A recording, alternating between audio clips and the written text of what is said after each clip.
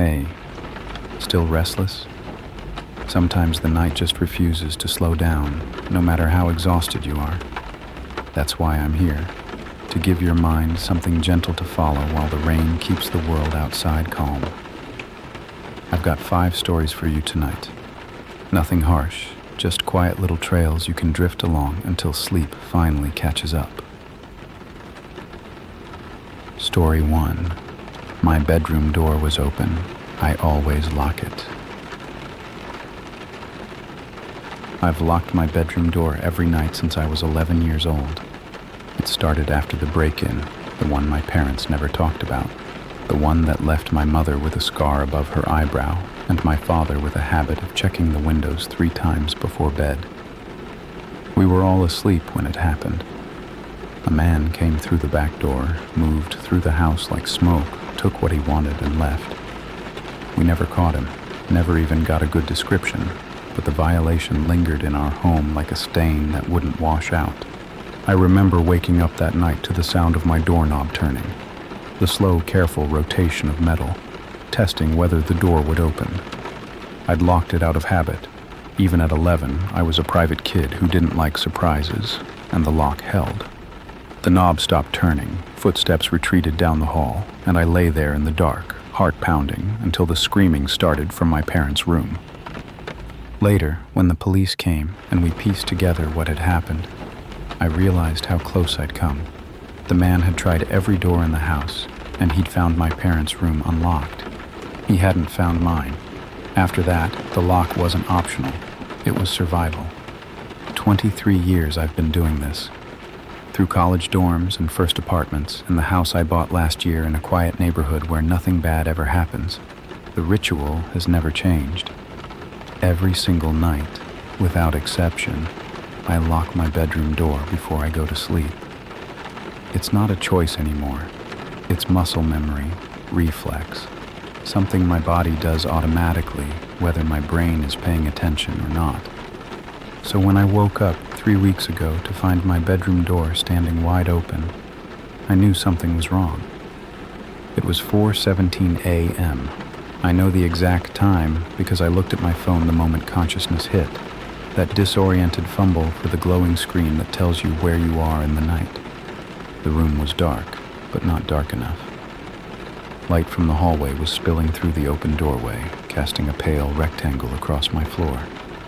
I sat up and stared at the door, trying to reconstruct the previous evening in my mind. I'd come home from work around 7, made dinner, watched something forgettable on TV, brushed my teeth, changed into pajamas, got into bed, and locked the door. I remembered the click of the deadbolt, the familiar resistance as I turned the knob to confirm it had engaged. The door had been locked. I was certain of it, but now it was open.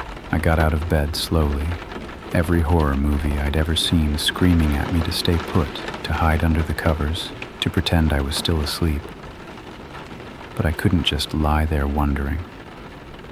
I crossed the room on bare feet, the hardwood cold against my soles, and stepped into the hallway. The house beyond was empty, just shadows and the soft glow of the nightlight I kept plugged in near the bathroom. No intruder waiting with a knife, no monster lurking just out of sight. Just my house, quiet and still in the pre-dawn darkness, exactly as it should have been except for the door that had somehow opened itself. I checked the lock carefully, running my fingers over the mechanism.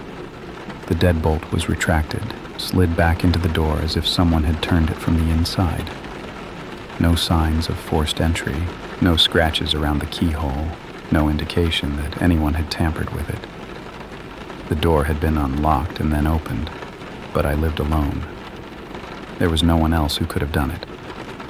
I searched the house with a kitchen knife in my hand, checking every room, every closet, every space large enough to hide a person. I tested the windows, the back door, the front door.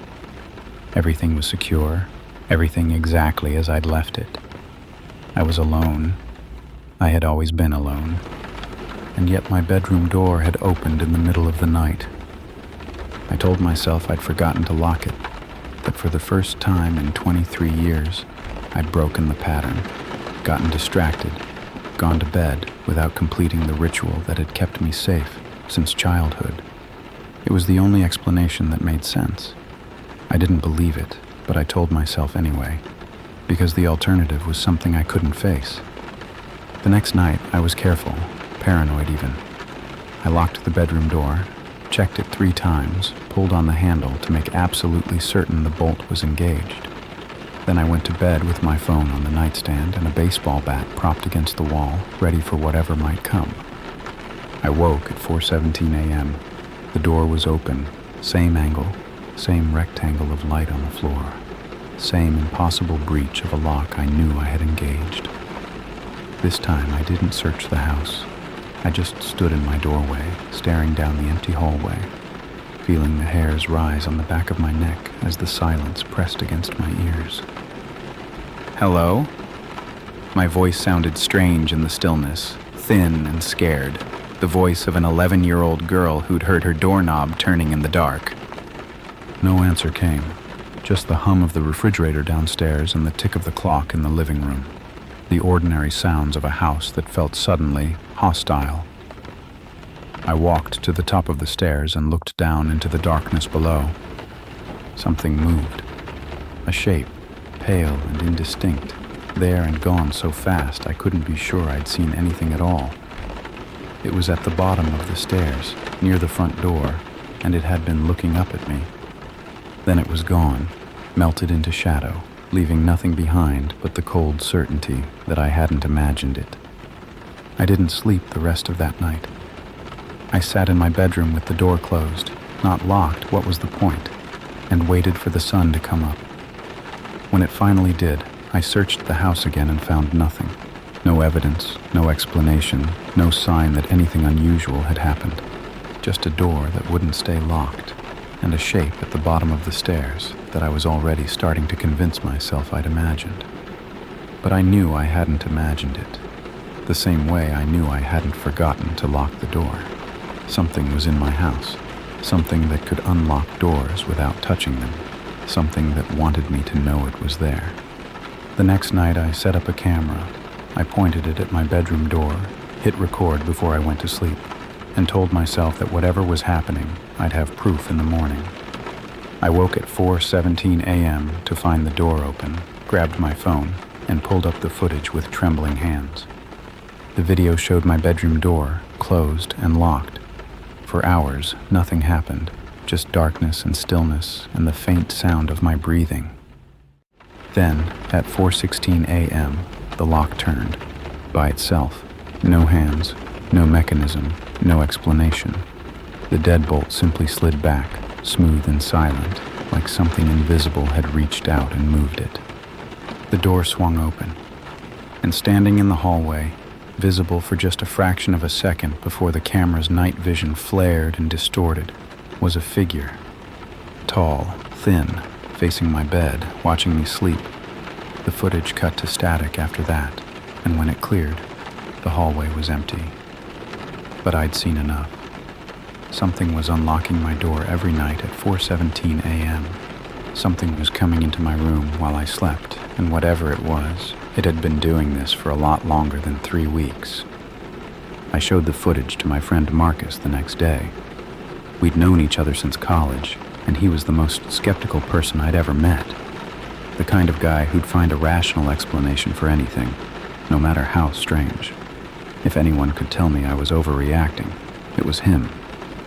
He watched the video 3 times without speaking. I saw his face change with each viewing, confusion giving way to unease, unease giving way to something that looked uncomfortably like fear. When he finally set down my phone, his hand was trembling slightly. "That's not possible," he said. "Locks don't just open by themselves, and that figure, it has to be a glitch in the camera, some kind of artifact from the night vision." "It's not a glitch. I've watched it 100 times. That's something standing in my hallway." Then someone broke in, someone with a key or a lockpick or... He stopped because we both knew how weak that sounded. The footage clearly showed the lock turning from inside my room, with no hands touching it. No human could have done what we'd just watched. Marcus rubbed his face, That gesture people make when they're trying to massage away a truth they don't want to accept. You need to get out of that house. Stay with me for a few days, figure out what's going on from a safe distance. I wanted to say yes. Every rational part of my brain was screaming at me to pack a bag and leave, to put as much distance as possible between myself and whatever was opening my door at 4:17 every morning. But something stopped me. Not courage, not stubbornness, but a cold certainty that running wouldn't help. It's been happening for weeks, I said slowly. Maybe longer. And I only just noticed because the door was open when I woke up. What if it's been coming into my room for months? Years. What if leaving just means it follows me somewhere else? Things don't follow people. That's not how. Marcus stopped again. We both knew he had no idea how any of this worked. Neither of us did. I went home that night with a new plan. If I couldn't stop the door from opening, I'd stay awake and see what came through. I set up 3 cameras this time. One on the door, one on my bed, one in the hallway outside, and positioned myself in the corner of the room with a clear view of everything. I had coffee, energy drinks, my phone fully charged. I was ready. The hours crawled by like wounded animals. Midnight came and went, then 1, then 2. My eyes burned from staring at the door, and every shadow seemed to move when I wasn't looking directly at it. By 3:30, I was fighting to keep my head up, my body desperate for the sleep I was denying it. At 4:16, I heard the click. I was awake. I know I was awake, but somehow I couldn't move. My eyes were open, fixed on the door, watching as the deadbolt slowly rotated. The door swung inward with a soft creak, and the hallway beyond was darker than it should have been, darker than the nightlight should have allowed. Something stepped through. I couldn't see it clearly. It was like trying to look at something in your peripheral vision. Every time I focused, it seemed to shift, to slide away from direct observation. But I could make out the shape of it, tall and impossibly thin, with limbs that bent at wrong angles and a head that tilted too far to one side. It moved without walking, gliding across the floor toward my bed, toward the spot where I usually slept. I wanted to scream, wanted to run, to fight, to do something other than sit frozen in my corner while this thing approached. But my body wouldn't respond. I was locked in place, a prisoner in my own skin, watching through eyes that refused to close. The figure reached the bed. It stood there for a long moment, that tilted head moving slowly as if it was confused by the empty sheets. Then it turned, and even though I couldn't see its face, couldn't make out any features at all, I knew it was looking directly at me. "You're awake." The voice wasn't a voice. It was more like a thought that appeared in my head, cold and alien and absolutely wrong. I felt it more than heard it, a pressure behind my eyes that made my skull ache. "You're not supposed to be awake." I tried to speak, but nothing came out. The figure glided closer, and the cold intensified. Not just physical cold, but something deeper. A chill that reached into my chest and wrapped around my heart.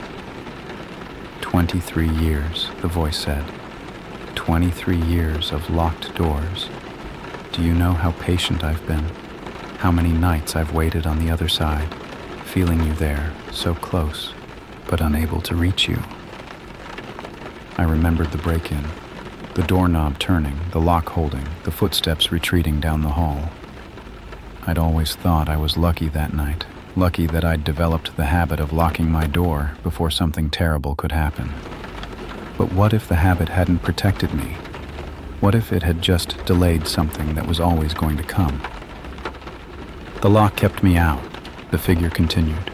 For 23 years your fear held the door closed, but fear fades, certainty weakens, and 3 weeks ago, for just a moment, you forgot to be afraid.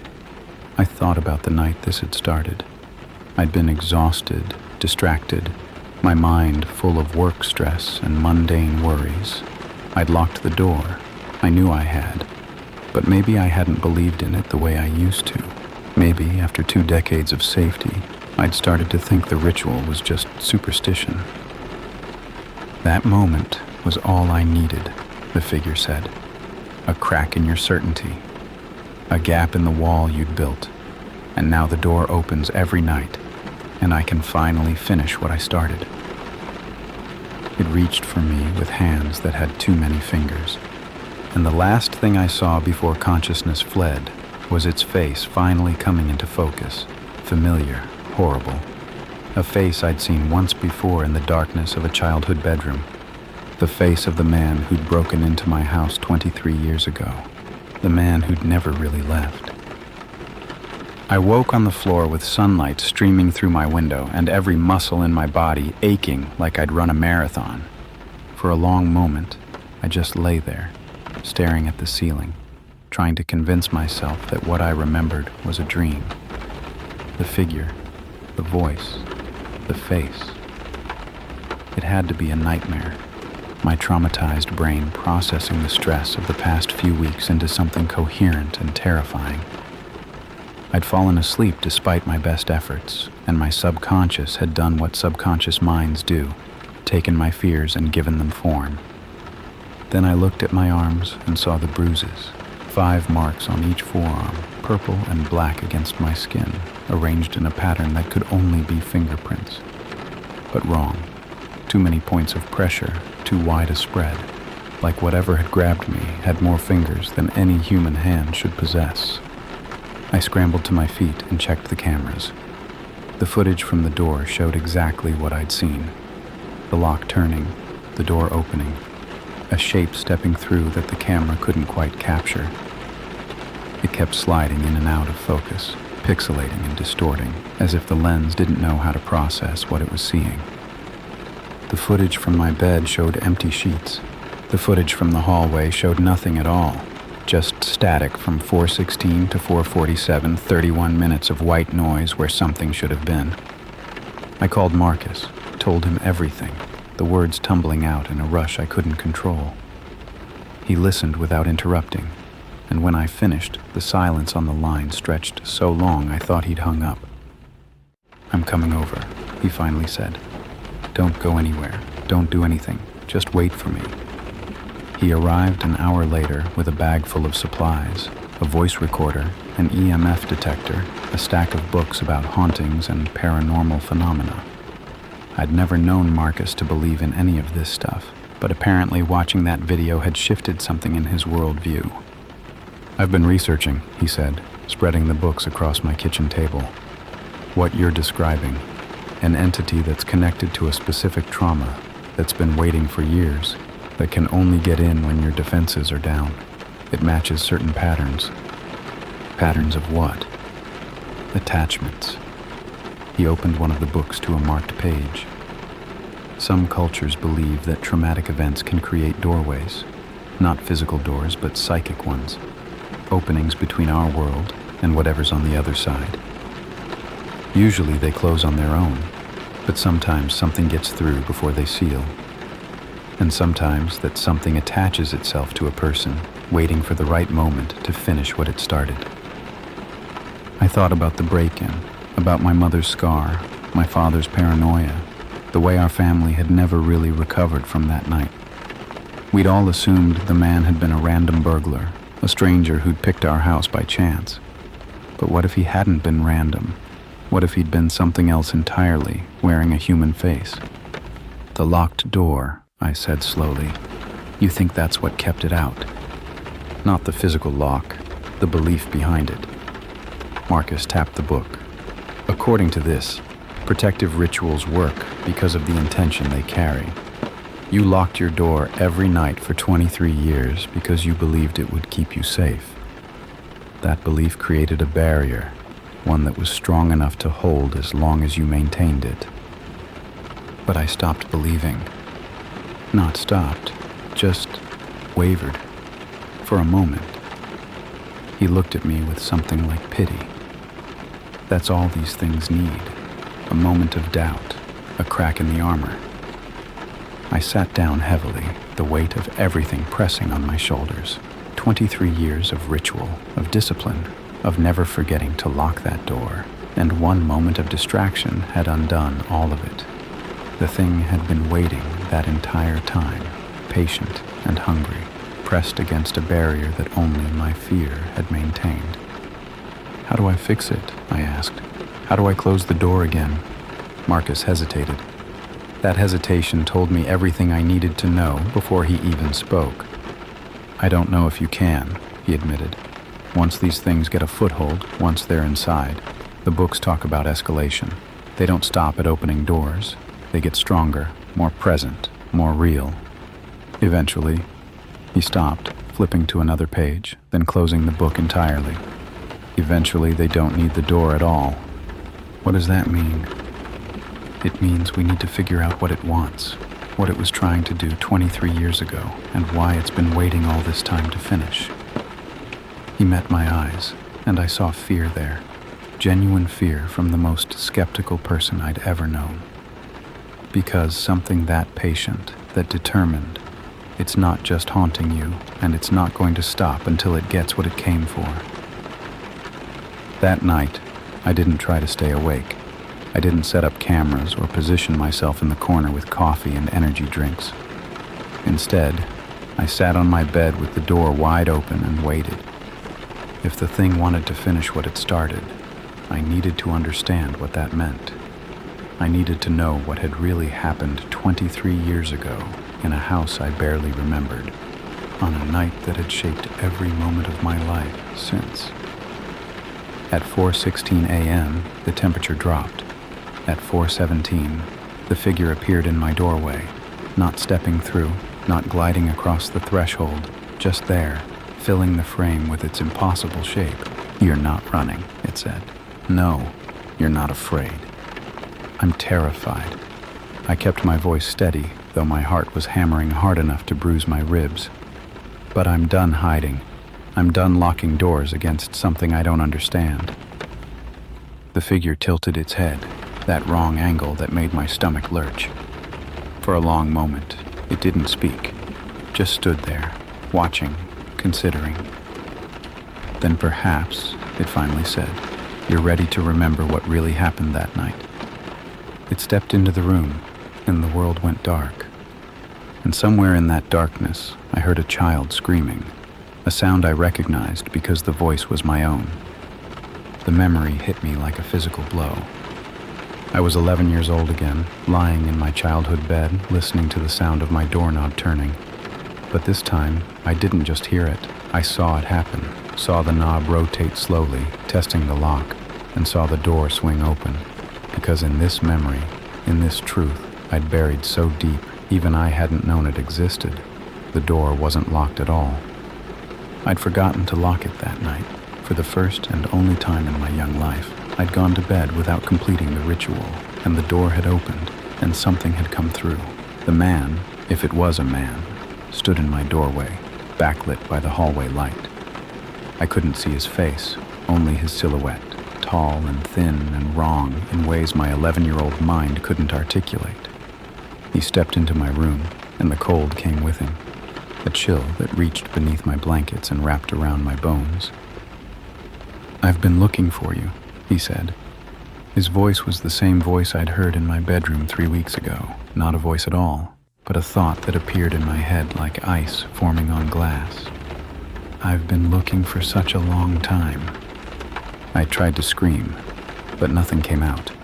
Tried to move, but my body was frozen, locked in place by something that went deeper than fear. The man came closer, reached for me with hands that had too many fingers, and I felt those fingers close around my arm. And then my bedroom door slammed open. My father, wild-eyed and shouting, a baseball bat in his hands. He swung at the figure, connected with something solid, and the man stumbled backward with a sound like tearing fabric. My mother was behind him, screaming my name, and suddenly I could move again, could scramble out of bed and run to them, could feel their arms wrap around me as they pulled me out of the room. The rest of that night was chaos. Police cars and flashing lights and questions I couldn't answer because I couldn't remember. By morning, the story had solidified into something that made sense. A break-in, a burglar, a random act of violence that had left my mother scarred and my family shattered but alive. The man had come through the back door, tried every room in the house, found my parents before finding me. But that wasn't what happened. That wasn't what happened at all. The thing had come for me specifically. It had found me, touched me, started to do whatever it intended to do, and my parents had interrupted it. They'd driven it back, saved me from something they didn't understand, and in the aftermath, my mind had rewritten the story into something survivable. "You remember now?" the figure said. I was back in my adult bedroom, the memory fading like smoke in sunlight. The figure stood before me, that tilted head watching, waiting for my response. I could see it more clearly now, not because it had become more visible, but because I was finally ready to look. It wasn't human, had never been human. The man shape was a disguise, a mask it wore to move through a world that would reject its true form. Beneath the surface, I could sense something vast and hungry, something that existed in angles and dimensions my brain wasn't built to process. "What are you?" My voice came out as a whisper. "I am what waits at the edge of sleep, what lingers in the spaces between locked doors. I am patient, and I am old, and I have been watching you since before you were born." The figure moved closer, and I felt that cold again, that bone-deep chill that had haunted my childhood nightmares. "Your family has always been sensitive to things like me. Your grandmother could see us. Your mother catches glimpses sometimes, though she tells herself she's imagining things. And you could have been a doorway, a permanent bridge between my world and yours. That's what you were doing that night. When you touched me, I was beginning the process, opening you up, making room for myself inside your mind. But your father interrupted, and the connection was severed before it could complete." The figure's voice carried something that might have been frustration, or might have been hunger. "You locked your door after that, every night, with such perfect consistency. Your fear built a wall I couldn't breach, no matter how many nights I waited outside. But I stopped being afraid. You stopped believing. Fear fades, but belief is what truly holds the door closed. And 3 weeks ago, for just a moment, you stopped believing there was anything to fear." The figure reached for me, those wrong hands hovering inches from my face. "Now I can finish what I started. Now I can make you into what you were always meant to be."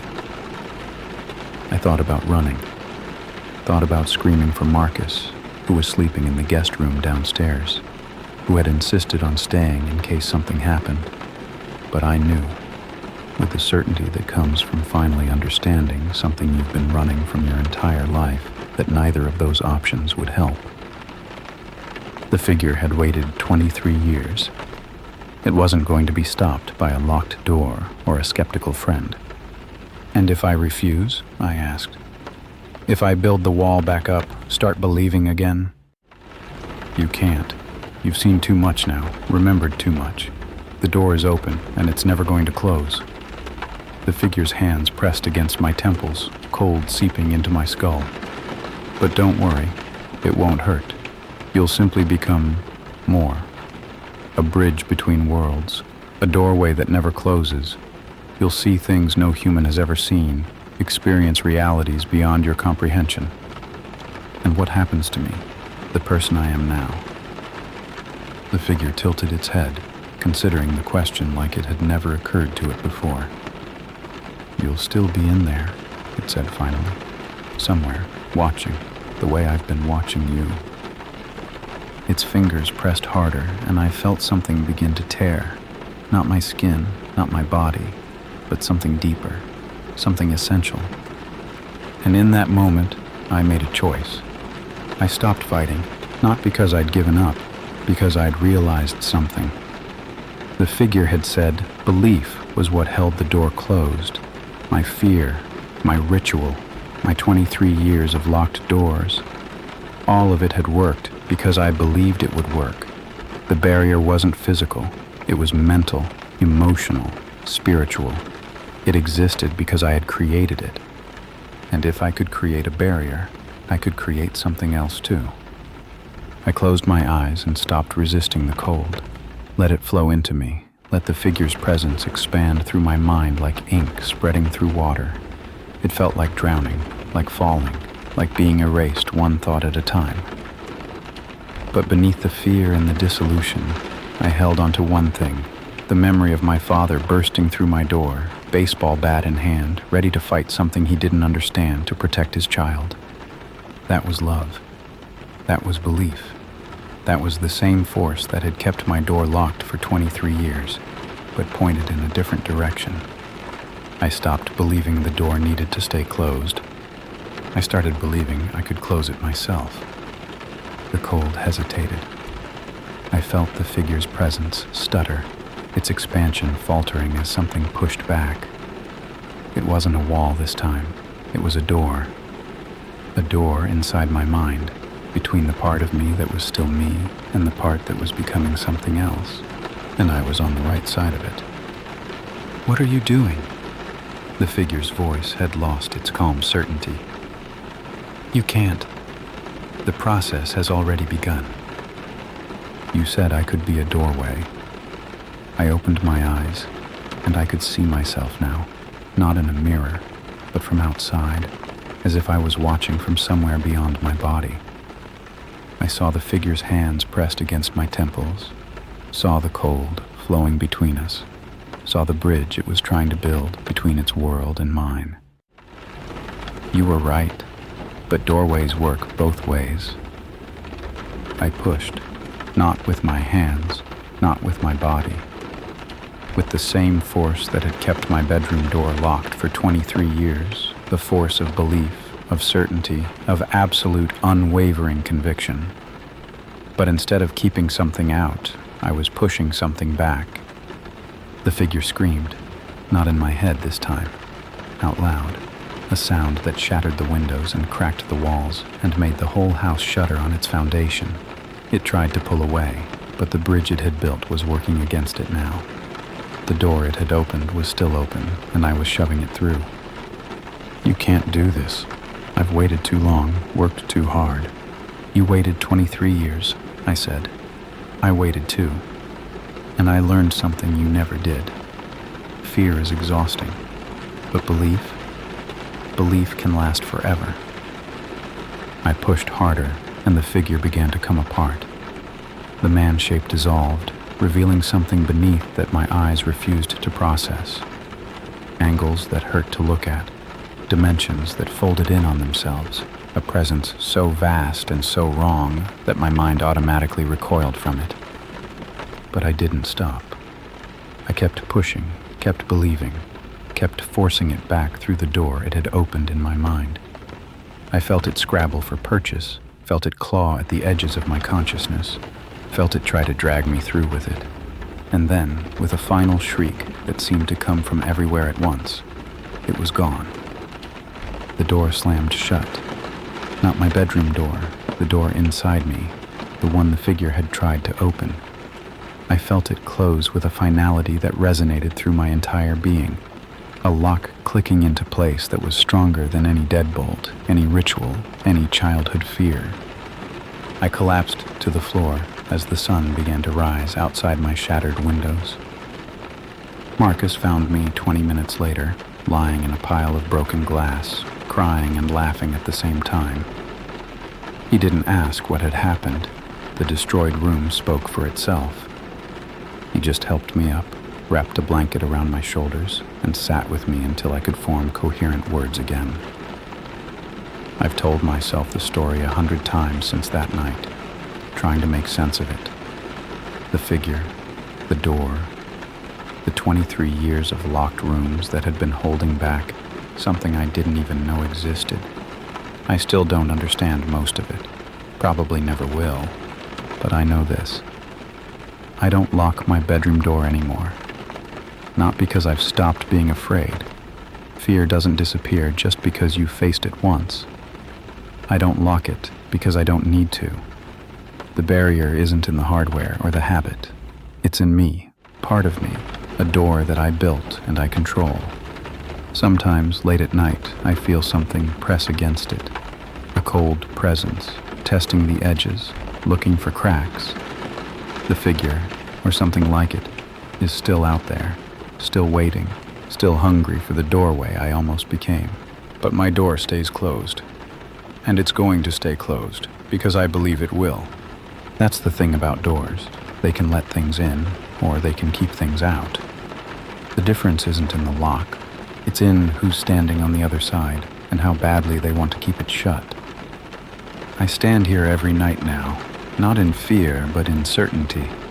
My hand on a door that exists only in my mind, ready to push back against whatever tries to come through. 23 years, I built a wall without knowing what I was protecting myself from. Now I know. And now, finally, I'm strong enough to protect myself on purpose. Story 2. My backup drive restored someone else's files.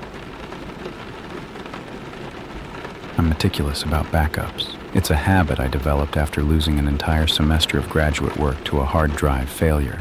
3 months of research, 2 nearly finished papers, and a draft of my thesis, all gone in the time it took for my laptop to make a sound like a dying animal and display a black screen. After that, I became religious about redundancy. Local backups, cloud backups, weekly snapshots of everything important. I never wanted to feel that particular devastation again. So when my current laptop started showing signs of age, slow boots, occasional freezes, the digital equivalent of an old man's joints creaking, I wasn't worried. I had everything backed up to an external drive, a sleek 2 terabyte unit I'd bought specifically for this purpose. All I had to do was transfer my files to the new machine and pick up exactly where I'd left off. The restore process started normally enough. I plugged in the drive, opened the backup software, selected Restore All Files, and let it run. The progress bar crawled forward while I made dinner, estimating 3 hours for the full transfer. I ate, watched some TV, checked my email on my phone. When I came back to the laptop, the restore was complete. That's when things got strange. My desktop looked wrong. The wallpaper was different.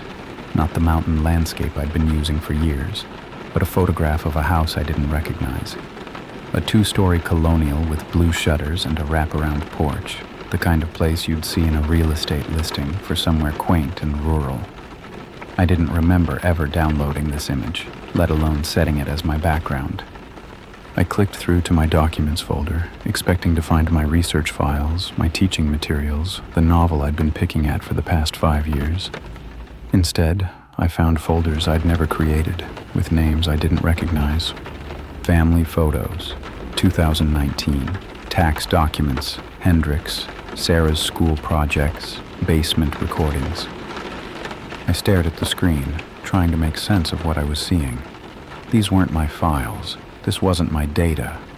Somehow, the backup drive had restored someone else's entire digital life onto my computer. My first thought was that I'd grabbed the wrong drive, that I'd accidentally bought a used unit that still had the previous owner's data on it. But that didn't make sense either. I'd formatted this drive myself when I bought it, had been using it for my own backups for almost 2 years. There was no way someone else's files could have been sitting on it this whole time without me noticing. I opened the family photos folder, thinking maybe I could figure out who these files belonged to. The images loaded slowly, thumbnails populating one by one, and I found myself looking at the life of a family I'd never met. A man and a woman, both in their 40s, smiling at the camera in front of the blue-shuttered house from my wallpaper. 2 children, a boy around 12 and a girl maybe 8 or 9, playing in a backyard with a golden retriever. Birthday parties, holiday gatherings, vacation snapshots from beaches and mountains and tourist attractions. Normal photos of a normal family, the kind of digital archive that exists on millions of hard drives around the world. But something about them made me uneasy. I couldn't pinpoint it at first, just a vague sense of wrongness, a feeling that I was looking at something I shouldn't be seeing. Then I noticed the dates. The photos were stamped with metadata, the way all digital images are. And according to that metadata, these pictures had been taken between 2015 and 2019. The most recent one, a Christmas morning shot of the kids opening presents, was dated December 25th, 2019, almost 5 years ago, and then nothing. I told myself there were 100 explanations for that. People stop taking photos, families break up, hard drives get lost or forgotten. The absence of recent pictures didn't mean anything sinister, but I couldn't shake the feeling that I was looking at a story with its ending cut off, a narrative that had stopped mid-sentence for reasons I didn't want to imagine. I closed the photos and looked at the other folders. Tax documents seemed boring, mundane, the kind of thing that might help me identify who these people were. I opened it and found exactly what I expected.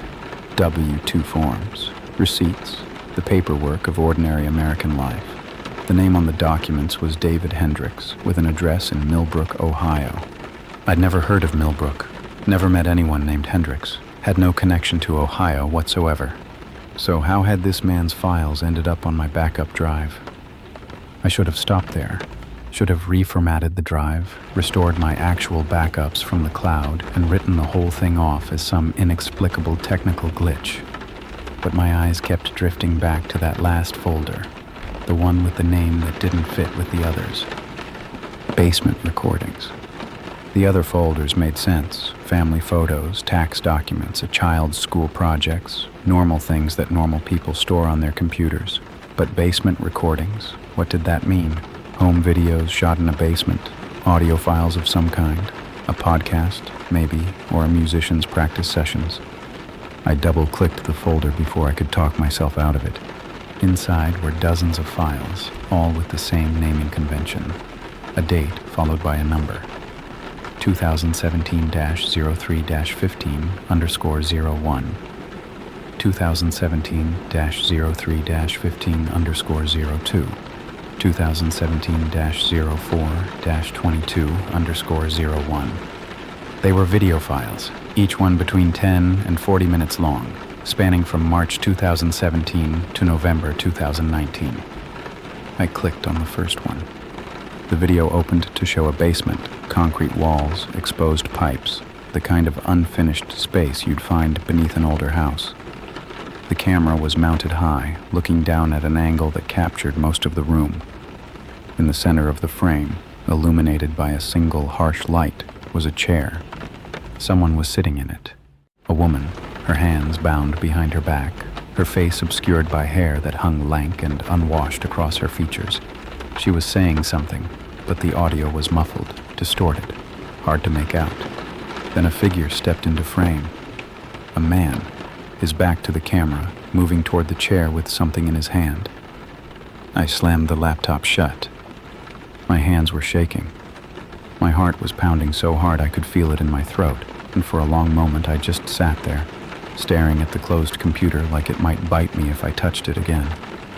I'd just watched the beginning of something terrible, something that was still sitting on my hard drive, dozens of files deep, spanning almost 3 years of dates, and somehow, impossibly, it had come from my backup drive, a drive that should have contained nothing but my own files, my own life, my own carefully preserved data. I didn't sleep that night. I just sat in my living room with all the lights on, trying to decide what to do. Call the police? Tell them what? That my computer had magically downloaded evidence of crimes committed by a stranger in a state I'd never visited. They'd think I was crazy, or worse, that I was somehow involved. But I couldn't just delete the files and pretend I'd never seen them. Because somewhere in Ohio, in a house with blue shutters and a wraparound porch, something had happened to that family. Something that ended with a woman tied to a chair in a basement. And somehow, I was the only one who knew about it. I started researching the Hendricks family the next morning, running on caffeine and the manic energy that comes from a sleepless night spent staring at your ceiling and trying not to think about what's on your hard drive. David Hendricks wasn't hard to find. A quick search turned up his LinkedIn profile, or what used to be his LinkedIn profile, now marked as inactive. He'd been a project manager for a construction company in Columbus, Ohio, commuting 40 minutes each way from the house in Millbrook. His wife's name was Catherine, and their children were Thomas and Sarah, ages 12 and 8, as of 2019. A normal family with normal jobs and normal lives, exactly like the photos had suggested. But the search results also turned up something else. A news article from the Millbrook Gazette, dated January 2020, with a headline that made my stomach drop. Local family missing after holiday visit canceled. I clicked through and read the article 3 times, each pass revealing new details that made the situation worse. David, Catherine, Thomas, and Sarah Hendricks had failed to show up for a New Year's gathering at Catherine's parents' house. When calls went unanswered and no one responded to knocks at the door, a welfare check was requested. Police found the house empty, the family's cars still in the garage, no signs of forced entry or struggle. The Hendricks family had simply vanished, leaving behind everything they owned. The case remained unsolved. Follow-up articles from the following months described a community in shock, a police investigation with no leads, and the gradual fading of media attention as newer tragedies took precedence. By summer of 2020, the Hendricks family had become just another entry in the long list of unexplained disappearances, people who walked out of their lives and never came back. But I knew something the police didn't. I knew about the basement recordings. I knew that whatever had happened to the Hendricks family, it had started long before that January welfare check, and it had been documented file by file for almost 3 years. I didn't want to watch more of the videos. The 10 seconds I'd seen had been enough to give me nightmares, enough to make me flinch every time I looked at my laptop. But I also knew that if I was going to go to the police, and I had to go to the police, there was no other option. I needed to understand what I was giving them. I needed to know what the files contained, who the victims were, and whether the evidence was real or some elaborate hoax. So I opened the laptop, navigated back to the basement recordings folder, and forced myself to click on the next file. The second video was worse than the first. The woman in the chair was more visible now, her face caught in the harsh overhead light. She was young, mid-20s maybe, with dark hair and features that didn't match anyone in the Hendricks family photos. A stranger, then. Someone brought to this basement from somewhere else. The man was still off camera for most of the recording, but I could hear his voice now. Calm, conversational, almost friendly. He was asking questions, simple ones at first, like her name and where she was from, then stranger ones that didn't seem to have any logical connection. What did she dream about? Had she ever felt like someone was watching her? Did she believe in things that couldn't be explained? The woman answered in a voice that shook with fear, giving responses that seemed to satisfy the man, even though they made no sense to me. When the video ended after 37 minutes, nothing violent had happened, but the anticipation of violence had been almost worse, the sense that something terrible was coming, that the calm questions were just a prelude to something unspeakable. I watched 3 more videos that day, skipping forward through the timeline to get a sense of the scope. The dates spanned years, and the women changed. Different faces, different voices, all of them bound to that same chair in that same basement, all of them answering the same strange questions. Some of the recordings ended with the man simply walking off camera and the video cutting to black. Others ended differently, with sounds I had to mute and images I couldn't watch, moments that I skipped past with shaking hands and a churning stomach. By the 5th video, I noticed something that changed everything. The camera angle had shifted slightly. Maybe the mount had been adjusted, or maybe the equipment had been upgraded. And for the first time, I could see more of the basement than just the chair and its occupant. In the corner of the frame, partially visible, was a shelving unit stacked with boxes. Normal storage stuff, the kind of thing you'd find in any basement. But on one of the boxes, written in black marker, was a label I could just barely read. Backup drives. Archive. I paused the video, zoomed in as much as the resolution would allow, and stared at that label until my eyes ached. Backup drives. Archive. A collection of external hard drives stored in the same basement where David Hendricks had been recording his crimes for years. and suddenly I understood how his files had ended up on my computer. The drive I'd been using for my backups, the drive I'd bought new, formatted myself, trusted with years of my own data, hadn't been new at all. Somewhere in the supply chain, something had gone wrong. A returned item resold as new, a refurbished unit with improperly wiped storage, a drive that had once sat on that shelf in that basement, holding copies of everything David Hendricks had ever recorded. I'd been backing up my files to a murderer's archive, and when I'd run the restore, the software hadn't discriminated between my data and his. It had simply pulled everything, merging our digital lives into one horrifying collection. I should have felt relieved. The mystery was solved. No supernatural explanation, no impossible transfer of data across space and time. Just a mundane failure of the systems we trust to keep our technology clean and safe. But relief wasn't what I felt. What I felt was the growing certainty that I was now connected to David Hendricks in a way I couldn't undo, that his crimes had reached out across years and miles to find me specifically, because there was one more thing I'd noticed in that video, one more detail that I hadn't processed until I'd paused the frame and zoomed in on those shelves. The box labeled backup drives. Archive had a number written beneath it, a serial number maybe, or an inventory code. The kind of obsessive organization you'd expect from someone who recorded his crimes with dated file names and careful camera angles. The number was BD2TB0047.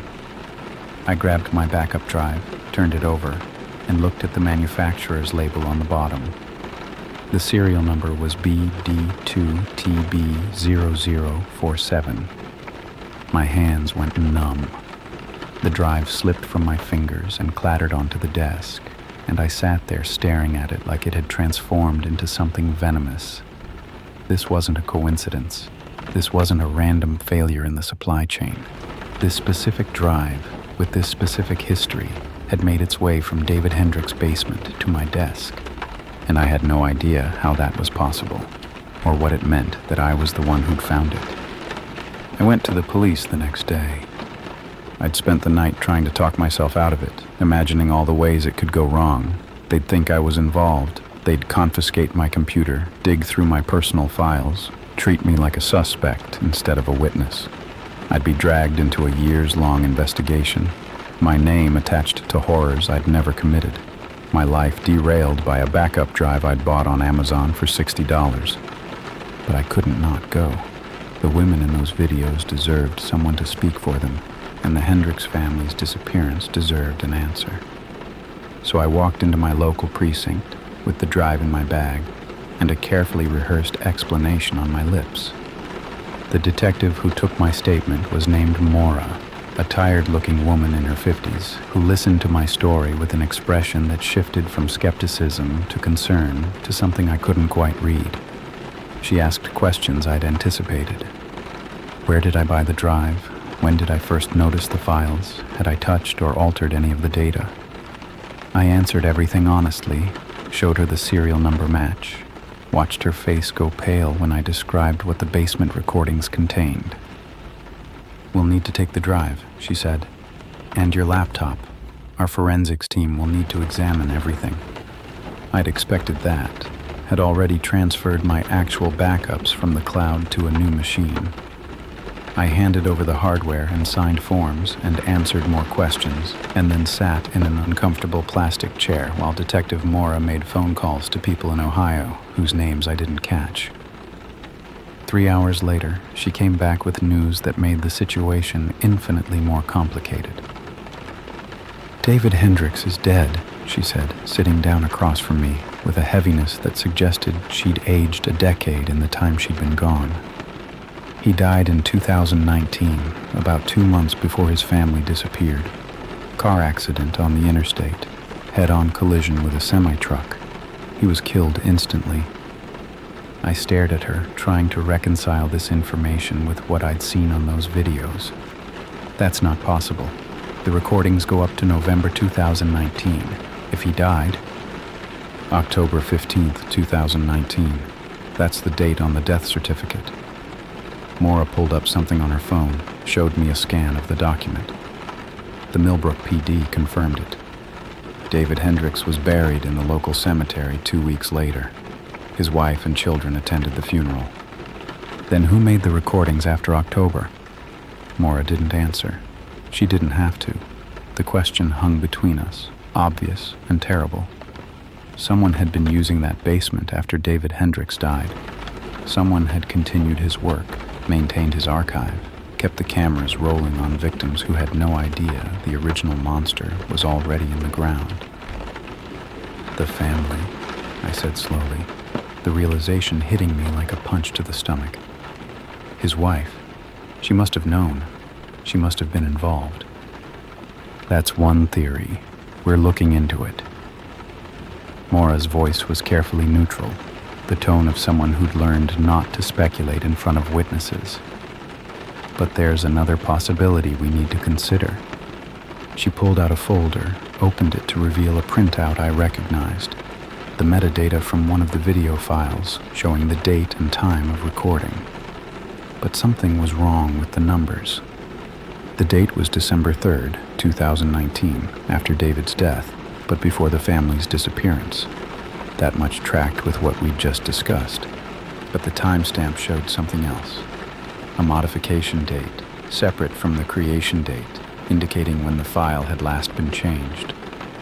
January 15th, 2024. Less than a year ago, almost 4 years after the Hendricks family vanished. Someone accessed these files recently, Maura said. Someone opened them, maybe copied them, maybe added to them. And then that same someone put this drive back into circulation, where it eventually found its way to you.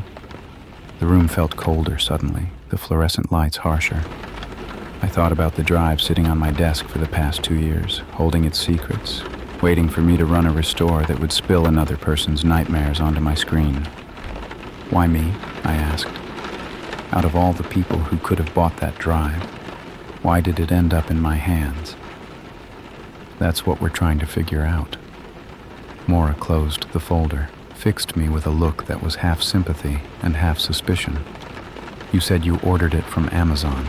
We've already requested their records, purchase history, shipping information, the seller's identity. But these things take time, and in the meantime, I need you to think carefully. Is there any connection between you and Ohio? Any reason someone might have targeted you specifically? I wanted to say no, wanted to insist that I was just an unlucky bystander, a random recipient of horror that had nothing to do with my own life. But even as I opened my mouth to deny it, something nagged at me, a half-formed memory, a detail I'd overlooked in my rush to understand what was on those files. The photos, I said, the family photos on the drive. I only looked at a few of them, but what? There was one that bothered me. A vacation picture, I think. The family at some kind of landmark. I closed my eyes, trying to reconstruct the image in my mind. I didn't recognize the place, but there was something in the background. A sign, maybe, or a building. Something familiar. Maura waited, her pen poised over her notepad. I need to see the files again, I said. I need to look at that photo. We went to the forensics lab, where my laptop had already been connected to their analysis systems. A technician pulled up the family photos folder, and I scrolled through until I found the image I was remembering. A beach vacation shot, the Hendricks family posed in front of a pier with a Ferris wheel visible in the distance. I knew that pier. I knew that Ferris wheel. That's Santa Monica, I said, my voice sounding distant and strange in my own ears. That's about 3 miles from my apartment. Maura leaned in, studying the image. You're sure? I run on that beach twice a week. I've walked past that pier 100 times. I scrolled to the next photo, and the next, my hands moving faster now. More beach shots, more local landmarks. The promenade, the shops, the restaurants I'd eaten at dozens of times without ever thinking twice. The Hendricks family had vacationed in my neighborhood, had walked the same streets I walked, seen the same sights I saw. And somewhere in the background of these ordinary tourist photos, captured without my knowledge or consent, I might be visible too. a stranger passing through the frame of a Monsters family album.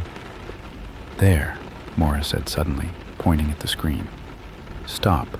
Go back." I scrolled back to the previous image. Another beach shot, another sunny California day. But this time, Maura was pointing at something in the corner of the frame, a figure on a bench, reading a book, face turned toward the camera as if they'd just looked up at the sound of a shutter clicking. The figure was me. 3 years before I bought the drive. 5 years before I knew the Hendricks name. I was sitting in that photo, captured by a man who would later become the subject of a missing persons investigation, frozen in time in an archive that had somehow found its way back to me.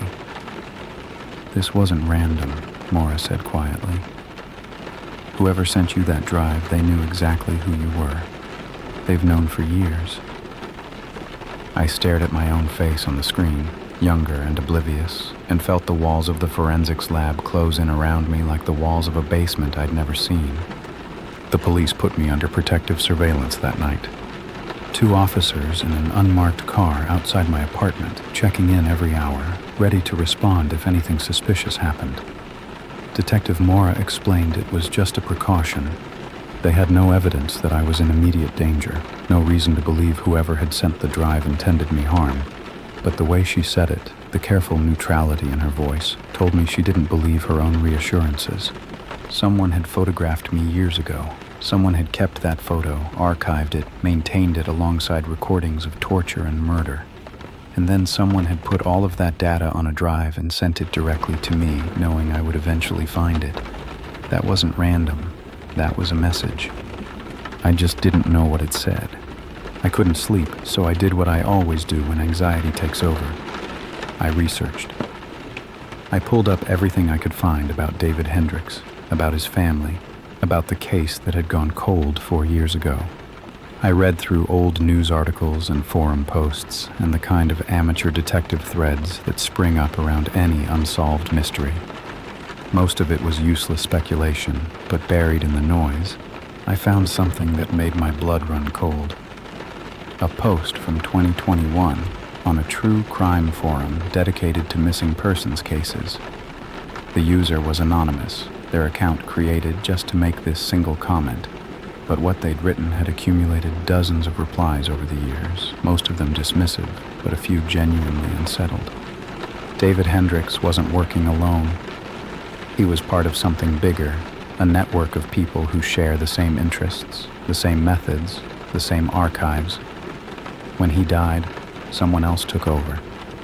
Someone who's still active, still collecting, still looking for new subjects. If you've ever crossed paths with the Hendricks family, even accidentally, you might already be on their list. They keep very good records. I read the post 3 times, feeling sicker with each pass. A network. Multiple people, connected by shared depravity, passing archives back and forth like trading cards. If that was true, and the evidence on my drive suggested it might be, then David Hendricks' death hadn't ended anything. It had just transferred the operation to someone else. Someone who had access to his archives. Someone who had updated those files as recently as last year. Someone who had seen my face in a vacation photo and decided, for reasons I couldn't fathom, that I needed to know what they were capable of. I called Detective Maura at 3 a.m. She answered on the second ring, her voice alert despite the hour, and I read her the forum post word for word. She was quiet for a long moment after I finished. "We've been considering the network theory," she admitted. "The scope of what's on that drive, the number of victims, the timeline, the resources required. It's hard to imagine one person doing all of that alone. But we don't have any concrete evidence of accomplices." The files were modified in January 2024. David Hendricks has been dead for over 4 years. Someone else has to be involved. "I know. We're working on it."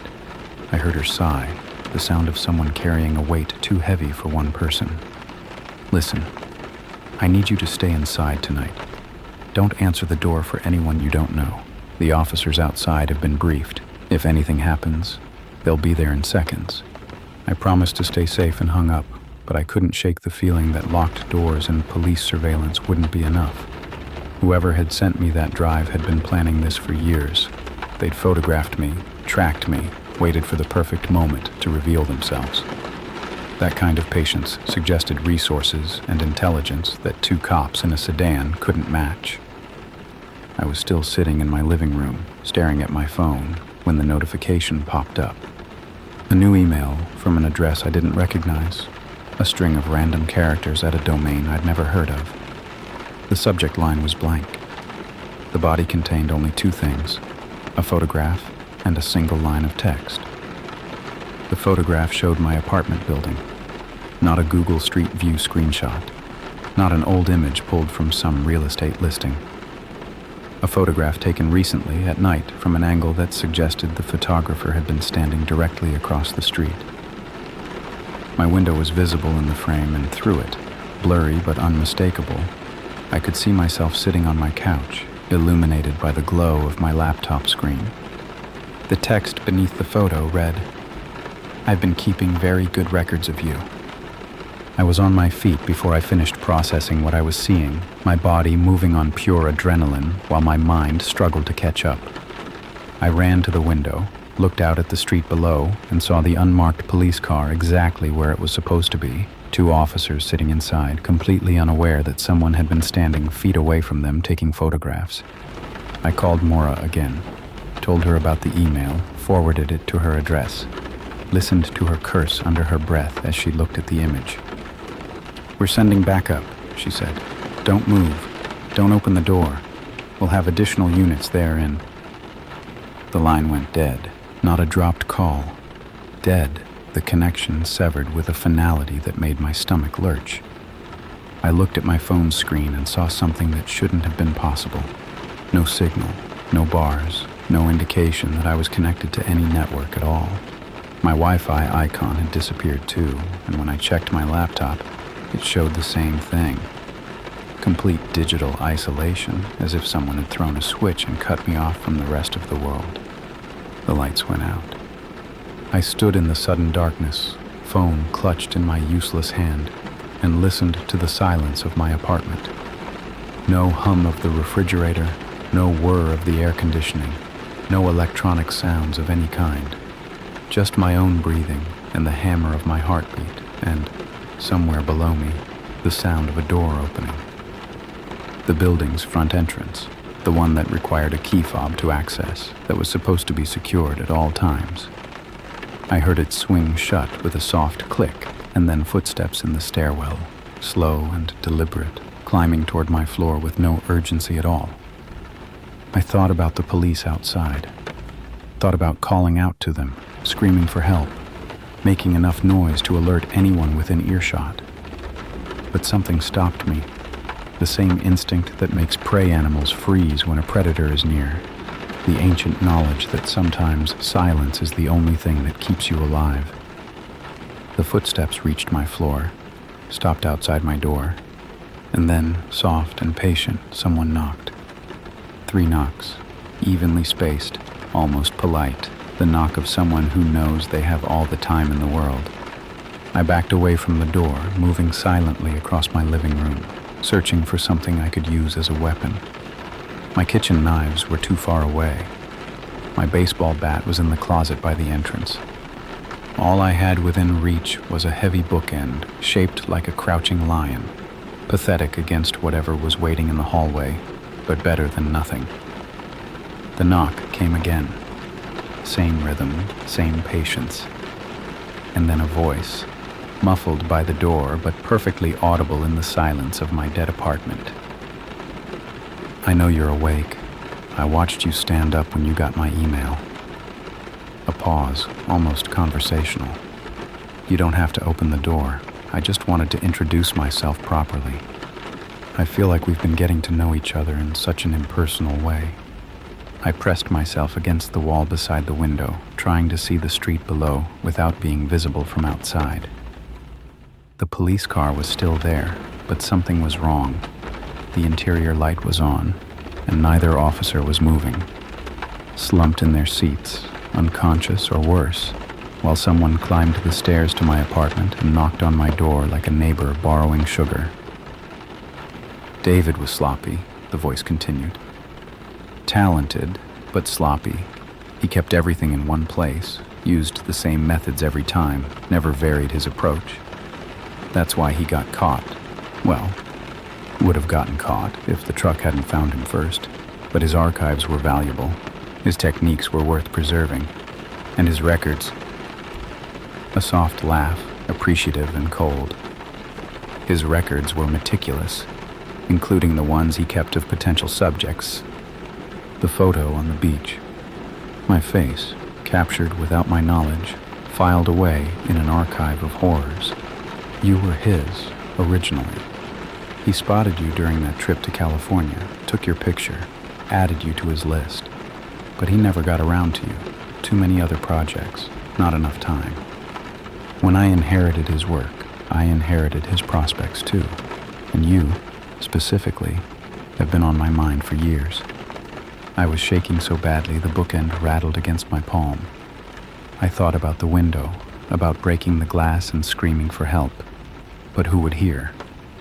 The cops were down, the power was out, and whoever was on the other side of my door had already demonstrated the ability to cut me off from every system I might use to call for assistance. I'm not here to hurt you, the voice said, as if reading my thoughts. Not tonight, anyway. Tonight is just an introduction, a chance for you to understand what you've become part of. The drive wasn't an accident. I sent it to you deliberately, routed through enough intermediaries to look like a supply chain error. I wanted you to find those files. I wanted you to see what we do. Why? The word escaped before I could stop it. My voice cracked and raw in the darkness. Silence from the hallway. Then, because watching someone discover the truth is almost as satisfying as creating it. The horror on your face when you opened that first video. I could imagine it perfectly. The way your understanding of the world shifted, cracked, started to rebuild itself around new and terrible knowledge. That's a kind of art, in its way. David never appreciated that part. He was too focused on the physical work to enjoy the psychological dimensions. I heard movement outside the door, not approaching, just shifting, getting comfortable. The police will figure out what happened eventually. They'll trace the drive back through the sellers and shipping companies, follow the digital breadcrumbs I left for them. And when they do, they'll find exactly what I want them to find. A dead end, a carefully constructed nothing, a trail that circles back on itself until they give up and move on to easier cases. I've been doing this for a long time. I know how to disappear. What do you want from me? I asked, hating the way my voice trembled. I want you to live with it. I want you to walk around every day knowing what exists in the world, what happens in basements and back rooms, what people like me are capable of. I want you to look at strangers on the street and wonder if they're on someone's list. I want you to check your locks and watch the shadows and never quite feel safe again. The voice was closer now, right against the door, intimate as a whisper. That's what you are to me now. Not a subject, not a victim. A witness. Someone who knows the truth and has to carry it forever. I heard footsteps retreating down the hall. The stairwell door opened and closed, and then nothing. Just silence and darkness and the weight of everything I'd learned pressing down on my chest like a physical force. The power came back 20 minutes later. The police officers in the car below woke up groggy and confused, unable to explain the gap in their memory or the hours they'd lost to whatever had been slipped into their coffee. Backup arrived. Maura arrived. My apartment filled with people asking questions I couldn't answer. They never found who knocked on my door that night. The email traced back to a server in Eastern Europe that had been wiped clean hours after sending. The forum post I'd found was deleted, the user account erased. Every digital trace scrubbed away by someone who knew exactly how to become invisible. The case is still open.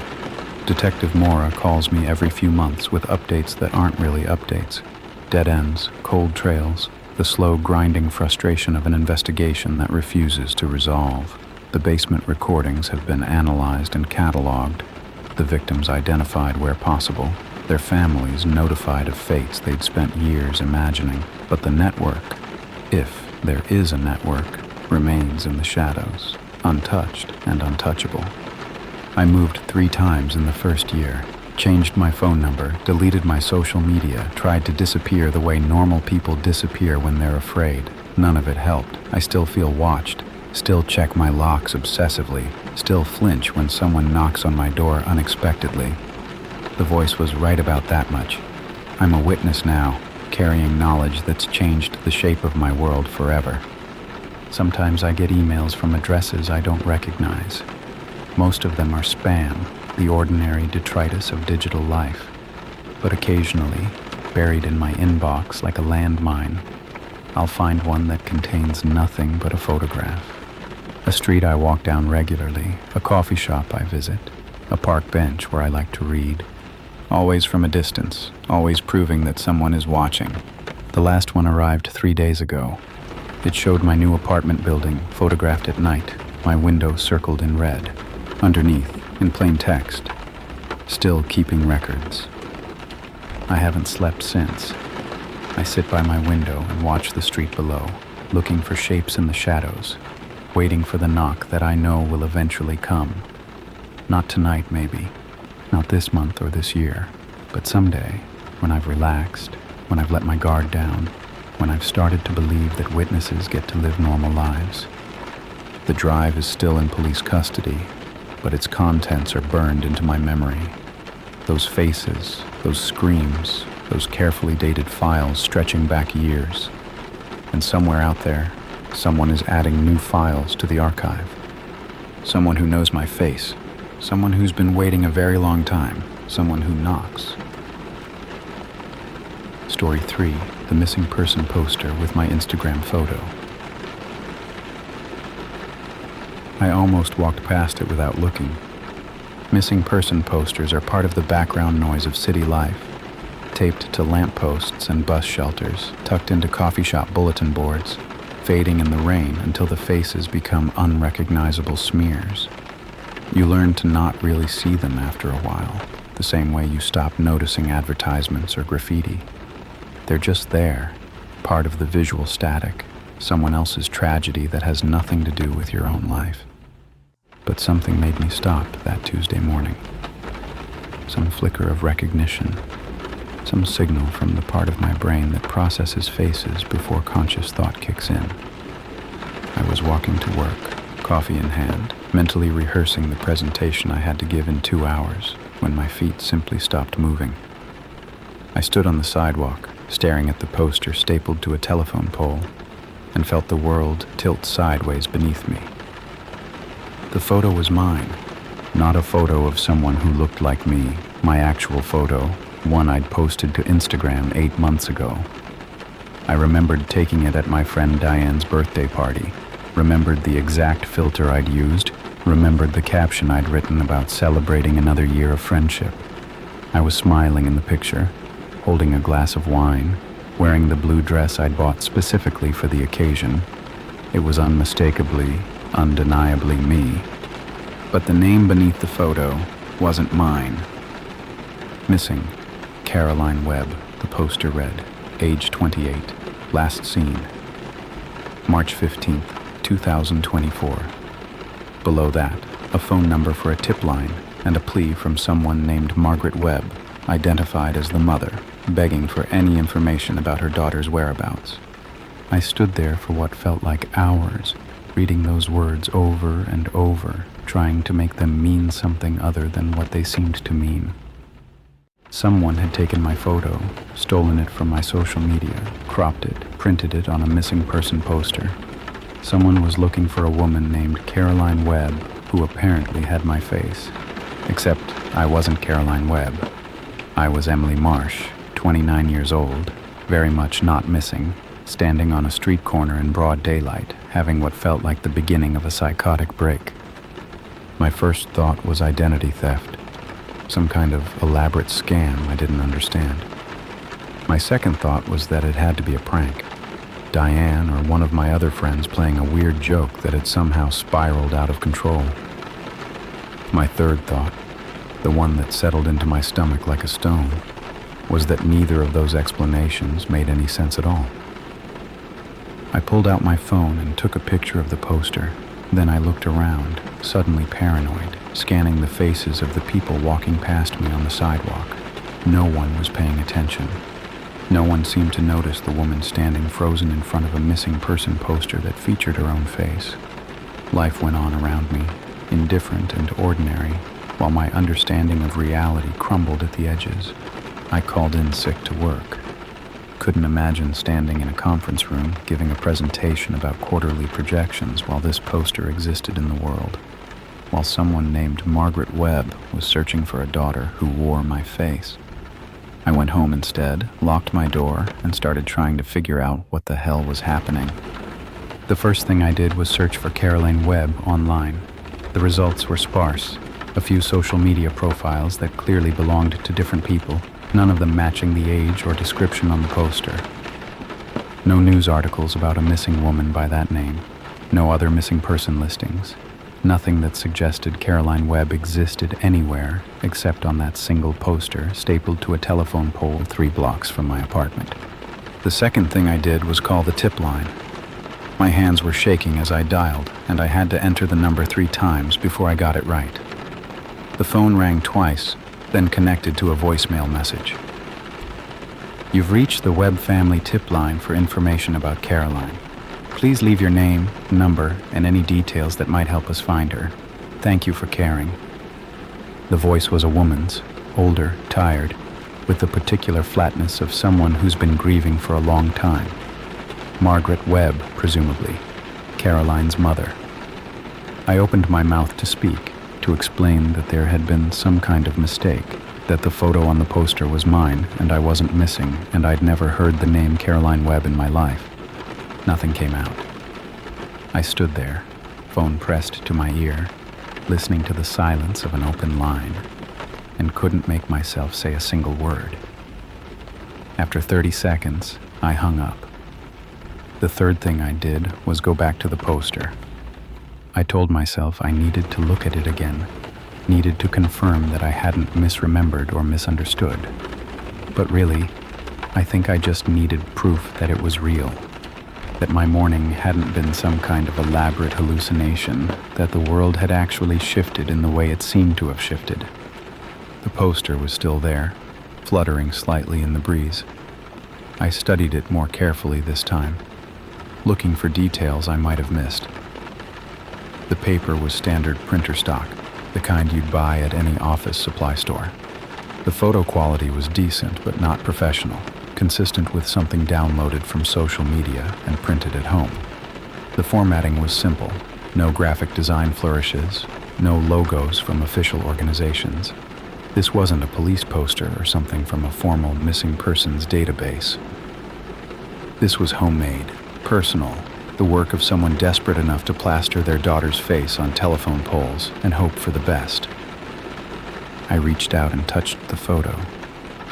My own face smiled back at me, frozen in a moment I remembered living, wearing a name I'd never heard before. That's when I noticed the date. Last seen March 15th, 2024. That was 6 months ago, and 6 months ago, I had been very much visible. I had receipts, photos, witnesses. I'd gone to work, met friends for dinner, posted on social media. There was no gap in my existence, no period where someone might have reasonably thought I was missing.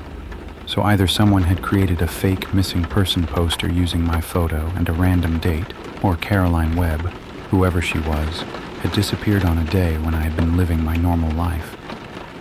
I pulled out my phone and checked my own Instagram, scrolling back to March 15th. I'd posted twice that day, a photo of my lunch at a cafe near my office and a selfie taken at the gym that evening. Both posts showed me smiling, visible, alive. Both posts showed a face identical to the one on the missing person poster. I looked up from my phone, that stone in my stomach growing heavier. And that's when I saw it. Another poster, stapled to a different pole 20 feet away. Same photo, same name, same desperate plea for information about a woman who apparently shared my face but not my life. I started walking, scanning every surface I passed. Another poster on a bus shelter, another on a community bulletin board outside a grocery store, another and another and another, spreading through the neighborhood like a rash, my face multiplied across every available surface. Someone had papered my entire neighborhood with missing person posters, and all of them were looking for me. I tore down every poster I could find. It took almost 2 hours, walking a widening spiral through my neighborhood, ripping paper from poles and bulletin boards and shop windows. Some of the shop owners gave me strange looks. One even came outside to ask what I was doing, but I couldn't stop to explain. I just kept moving, kept tearing, kept stuffing my own smiling face into a plastic bag that grew heavier with each block. By the time I finished, I had 47 posters, 47 copies of my Instagram photo, 47 pleas from Margaret Webb, 47 reminders that somewhere out there, someone believed I was missing. My hands were covered in small cuts from the staples, and my arms ached from reaching, but I couldn't feel any of it. I was operating on pure adrenaline, driven by a terror I couldn't fully articulate. I went home and spread the posters across my living room floor, looking for variations, for clues, for anything that might explain what was happening. They were all identical, same photo, same text, same phone number. The paper was cheap, the ink slightly smeared in places, consistent with a home printer running through a large batch. Someone had made these in bulk, had spent hours plastering them throughout my neighborhood, had invested significant time and effort into finding a woman named Caroline Webb. I needed to know who Caroline Webb was. I needed to understand why she had my face. I started with the phone number on the poster. A reverse lookup gave me nothing. The number was registered to a prepaid cell phone, untraceable without law enforcement resources I didn't have. I tried calling again, letting it ring longer this time, but I got the same voicemail message. Margaret Webb's tired voice, asking for information, thanking me for caring. I hung up without leaving a message. Something told me that announcing myself, "Hey, I'm the woman in your poster, but I'm not your daughter," would make everything worse in ways I couldn't predict. Next, I tried social media, searching every platform for Margaret Webb. I found her on Facebook after 20 minutes of digging. A woman in her 60s, gray-haired and sad-eyed, living in a small town in Oregon called Millbrook. Her profile was mostly private, but her public posts told a story that made my skin crawl. The first post mentioning Caroline was from March 17, 2024, 2 days after the supposed disappearance. "Please share. My daughter Caroline is missing. She was last seen leaving her apartment on the morning of March 15th and hasn't been heard from since.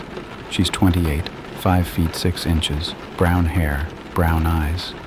Any information would be appreciated." The post included a photo, my photo, the same one from the Instagram post at Diane's birthday party, cropped and slightly compressed from being downloaded and re-uploaded, but unmistakably mine. I scrolled through Margaret's timeline, watching her grief unfold in real time. Weekly updates begging for shares and tips, fundraising posts for search efforts, angry rants about police incompetence, heartbroken tributes on what would have been Caroline's birthday. 6 months of a mother searching for a daughter who, according to everything I knew about my own life, had never existed. But Margaret clearly believed she existed. Her grief was real, her desperation genuine. This wasn't a scam or a prank. This was a mother who had lost her child and was doing everything in her power to find her. I looked at the photos Margaret had posted over the months. Most of them were the same image, my Instagram photo, repeated endlessly, but a few were different. Childhood pictures of a girl I didn't recognize, school photos and family snapshots that showed a stranger's face at ages I had no memory of being. These photos weren't me. They were someone else. someone who looked nothing like the woman in the missing person poster. Which meant either Margaret was confused about what her daughter looked like, or someone had replaced the real Caroline's photos with mine. Neither option made any sense. I found Margaret's phone number listed in one of her posts, her personal cell, shared publicly in case anyone had information, and before I could talk myself out of it, I called her. She answered on the first ring. "Hello? Do you have news about Caroline?" The hope in her voice was painful to hear. I almost hung up again, almost couldn't force myself to shatter whatever fragile thread was keeping this woman together. But I needed answers more than I needed to protect her feelings.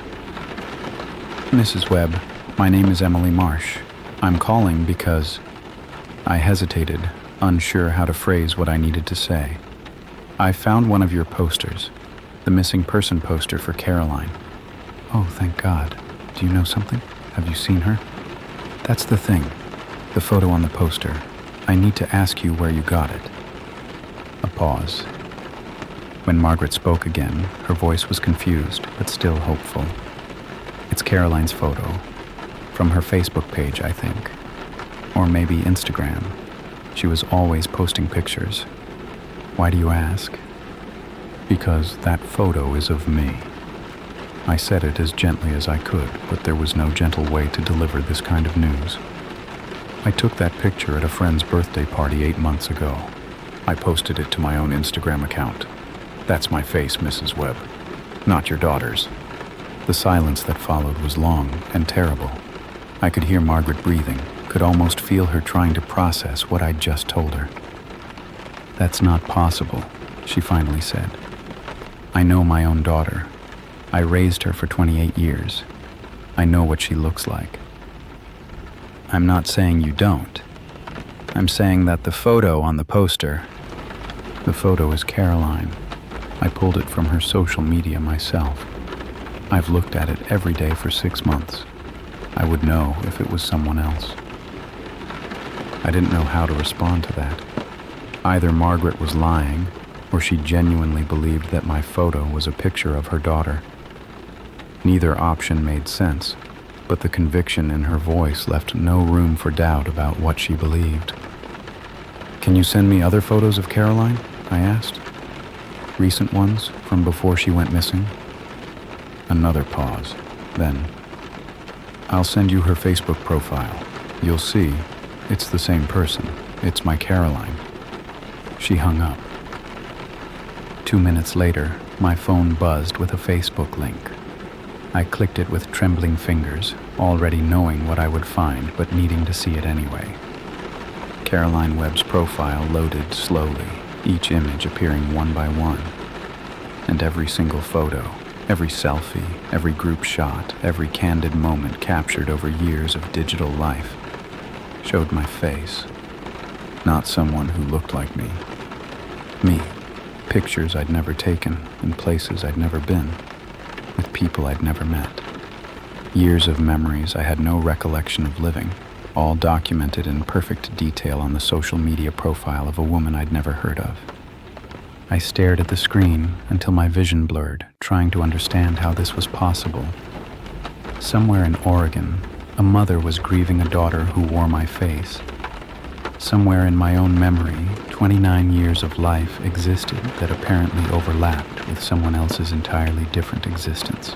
One of us wasn't real, and I was becoming less and less certain which one. I spent the next 3 days trying to prove I was real. It sounds absurd when I say it like that, but I didn't know what else to do. I dug out every piece of documentation I could find: birth certificate, social security card, driver's license, passport. I pulled up old tax returns and medical records and the lease agreement for my apartment. I called my mother, my sister, my friends from college, asking them to confirm details about my life that suddenly felt uncertain. Yes, they all said, "You're Emily Marsh." Yes, you grew up in Portland. Yes, we've known you for years. Why are you asking? I couldn't tell them why. Couldn't explain that somewhere in Oregon, a complete stranger's social media profile showed my face living a different life, and I needed to make sure I wasn't the stranger. They would think I was losing my mind. Some days I thought they might be right. The thing that scared me most wasn't the missing person poster or Margaret Webb's grief or even the photos I couldn't explain. It was the gaps, the small, creeping doubts that had started to infect my memories. I'd look at an old photo of myself and wonder if I actually remembered the moment it was taken, or if I just thought I remembered because the image was familiar. I'd try to recall specific details from my childhood, the name of my third-grade teacher, the color of my first bicycle, and find nothing but fog where certainty should have been. I'd always assumed my memories were solid, reliable, mine. Now I wasn't sure what they were. On the fourth day, I went back to Caroline Webb's Facebook profile. I'd been avoiding it, afraid of what else I might find, but I couldn't stay away forever. I needed to understand the scope of what I was dealing with. How many photos, how many years, how complete the overlap between my face and her life actually was. I started at the beginning, scrolling all the way back to Caroline's first posts. Her profile had been created in 2012, which meant 12 years of content to review. I settled in with a cup of coffee and began working my way forward, screenshot by screenshot, trying to map a life I'd never lived. The early photos were the strangest. Caroline as a teenager, captured in blurry phone camera shots from an era before Instagram filters. She was at parties, at school events, at family gatherings, all the ordinary moments of an ordinary adolescence. And in every single image, she had my face. Not a face that resembled mine, not a family member who shared my features.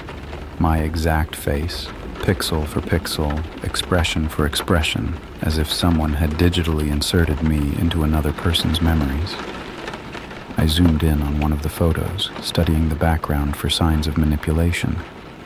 The image showed Caroline at what looked like a high school graduation, standing between two adults who were presumably her parents. Margaret Webb was recognizable, younger, happier, but clearly the same woman from the Facebook posts. The man beside her must have been Caroline's father, though I hadn't seen any mention of him in Margaret's recent updates. The photo looked real. The lighting was consistent, the shadows fell correctly. There were no telltale blurs or artifacts around the edges of Caroline's face. Either someone had spent hundreds of hours creating the most sophisticated deepfakes I'd ever seen, or these photos were genuine. But they couldn't be genuine, because I had never been to Oregon, never met Margaret Webb, never graduated from any high school other than the one in Portland that I actually attended. I kept scrolling. Caroline's college years, documented in the same impossible detail. Her first apartment, her first job, her friends and co-workers, and the mundane moments of young adulthood. The more recent photos were higher quality, taken with better cameras, showing my face in increasingly sharp definition. Some of them were almost identical to photos I had actually posted. Same pose, same expression, same outfit, but with different backgrounds, different people, different contexts. Then I found the photo that broke me.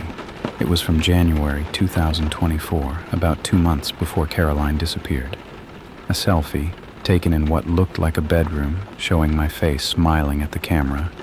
I recognized the smile. I recognized the angle.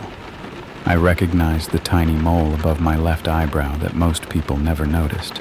But I also recognized the sweater I was wearing. It was a gift from my sister.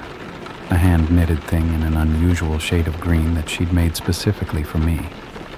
One of a kind. Irreplaceable. Sitting in my closet right now, in the apartment I'd lived in for 3 years. I ran to my bedroom and tore through my closet until I found it. Held it up to my laptop screen, comparing the image on Caroline's Facebook to the physical object in my hands. The same sweater, the same color, the same pattern. The same slightly uneven stitching where my sister had made a mistake and decided to leave it as a charming imperfection. This wasn't a look-alike or a coincidence. This was my sweater on Caroline's body in a photo I had never taken. I called my sister with shaking hands. She answered on the third ring, her voice cheerful and unsuspecting. "Hey, Em, what's up?" "The sweater you made me," I said, trying to keep my voice steady. "The green one, for Christmas 2 years ago. Did you make another one? For anyone else?" "What? No, of course not. That took me like 4 months. Why would I? Emily, are you okay? You sound weird." "I'm fine. I needed to check something. Thanks." I hung up before she could ask more questions, stared at the sweater in my hands, at the photo on my screen, at the impossible evidence that my life and Caroline Webb's were connected in ways I couldn't explain. Someone knocked on my door. I froze, the sweater still clutched against my chest. It was almost midnight. Too late for deliveries, too late for neighbors, too late for anyone with innocent intentions to be standing in my hallway. I stayed perfectly still, barely breathing, hoping whoever it was would assume I wasn't home and go away. The knock came again, louder this time, more insistent. Then a voice, muffled by the door but still audible. "Caroline, Caroline, I know you're in there. Please, sweetheart, I've been looking for you for so long." It was Margaret Webb's voice, and she was standing outside my apartment, 3,000 miles from Oregon, calling me by her dead daughter's name. I didn't open the door. I stood in my living room, frozen, listening to Margaret Webb knock and plead and cry on the other side of the thin barrier between us. She kept calling me Caroline, kept begging me to let her in, kept saying things that made no sense, that she knew I was confused, that she knew I didn't remember, that she could explain everything if I would just open the door. "Please, sweetheart," she said, her voice cracking with exhaustion. "I've been searching for 6 months. I tracked you here through your phone signal. I hired someone. I know it sounds crazy, but I had to find you. I'm not angry. I just want to understand why you left, why you changed your name, why you're pretending to be someone else." I pressed my back against the wall, trying to control my breathing. Margaret wasn't a threat. I could hear that in her voice, could feel the genuine desperation of a mother who believed she'd found her missing child. But her certainty terrified me more than any anger could have. She wasn't confused or mistaken. She was absolutely convinced that I was Caroline Webb, and she had traveled across the country to prove it. "I have pictures," she continued. "Videos, your whole life, from the day you were born until the day you disappeared. I can show you who you really are. I can help you remember." I thought about the photos I'd seen on Caroline's Facebook, 12 years of images showing my face in someone else's life. I thought about the sweater, the impossible sweater that existed in 2 places at once. I thought about the gaps in my memory, the fog where certainty should have been, the creeping doubt that had infected everything I believed about myself. What if she was right? The thought was a cold knife sliding between my ribs. What if I wasn't Emily Marsh at all? What if the life I remembered, Portland, my family, my friends, my job, was a fabrication, a delusion, a false identity constructed to cover something I'd run away from? People developed amnesia after trauma. People invented new histories to escape old ones. It wasn't impossible that I had been Caroline Webb once, before something happened that made me forget. But it felt impossible. My memories of being Emily were vivid, detailed, spanning nearly 3 decades. I could recall specific moments from every year of my life. Birthday parties, first days of school, embarrassing incidents I'd never shared with anyone. Those weren't implanted recollections or secondhand stories. They were mine, weren't they? "I'm going to leave something under your door," Margaret said, her voice calmer now, steadier. "It's a photograph from the day you were born. Look at it. Really look. And then call me when you're ready to talk." I heard rustling, saw a white rectangle slide across the threshold, then footsteps receding down the hall. The elevator chimed, doors opened and closed, and Margaret Webb was gone. I waited 5 minutes before I moved. Then I crept toward the door, picked up the photograph and carried it back to the living room with hands that wouldn't stop shaking. The image showed a hospital room, a woman in a bed, exhausted but smiling, holding a newborn baby wrapped in a pink blanket. The woman was younger, healthier, but recognizably Margaret Webb. And the baby in her arms had a tiny red birthmark on its left wrist, just below the palm. I pushed up my sleeve and looked at my own wrist.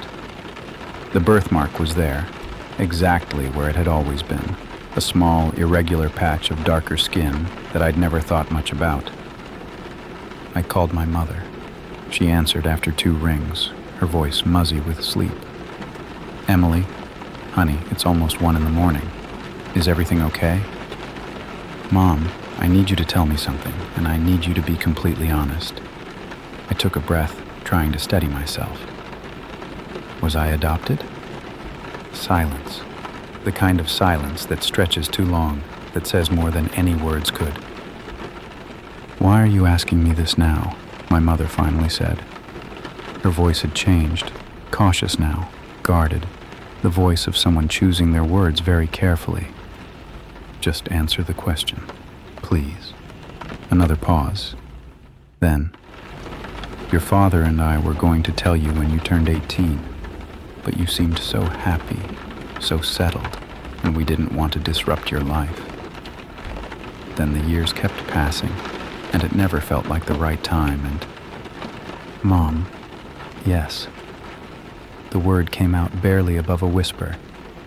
"Yes, you were adopted. You came to us when you were 3 days old.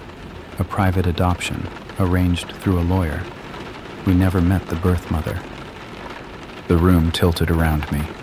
I grabbed the arm of my couch, steadying myself against a vertigo that had nothing to do with my inner ear.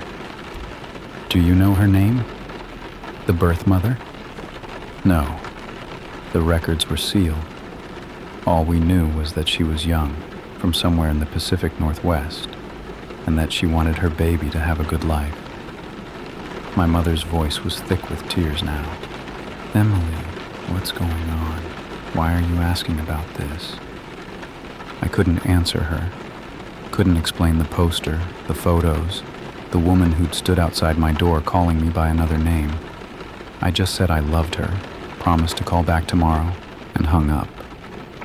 I sat in my dark apartment, holding the photograph of Margaret Webb and her newborn daughter, and tried to reconstruct my understanding of reality.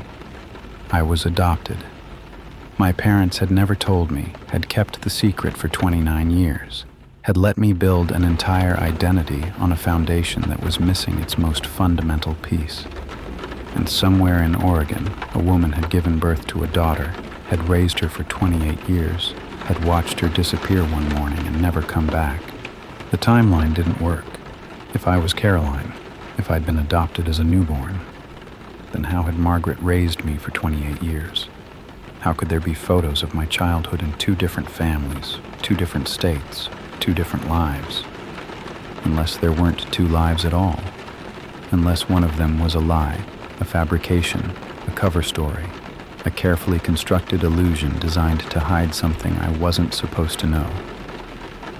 I looked at the photograph again, at the baby with my birthmark, the mother with my face on her missing person posters, the impossible evidence that I was someone other than who I'd always believed myself to be. Then I picked up my phone and called the number on the poster. Margaret answered before the first ring had finished. "Caroline." "Tell me everything," I said. "From the beginning. I need to know who I really am." Margaret came back to my apartment the next morning. She looked older in person than she had in her Facebook photos, grayer, more worn, carrying the weight of 6 months of searching in the lines around her eyes. She sat on my couch with a cardboard box in her lap, filled with what she called evidence of your real life, and started pulling out artifacts one by one. A birth certificate for Caroline Margaret Webb, born March 3, 1996, in Millbrook, Oregon. School report cards, handwritten letters, a pressed flower from a high school dance, medical records showing vaccinations and childhood illnesses, and a tonsillectomy at age 7. I had never had my tonsils removed. I reached up and touched my throat. feeling for scars I knew weren't there. You had a happy childhood, Margaret said, watching me examine each item. We weren't rich, but we were comfortable. Your father died when you were 19. Heart attack, very sudden. But you were strong. You finished college, got a job at a marketing firm in Portland, built a good life. She paused, her eyes filling with tears. And then one morning you left for work and never came home. No note, no warning, no explanation. You just vanished. I've never lived in Portland, I said. Then I stopped, because that wasn't true. I did live in Portland, had grown up there, in fact, with the parents I'd always believed were mine. The coincidence felt like another piece of a puzzle I couldn't see the edges of. Margaret shook her head.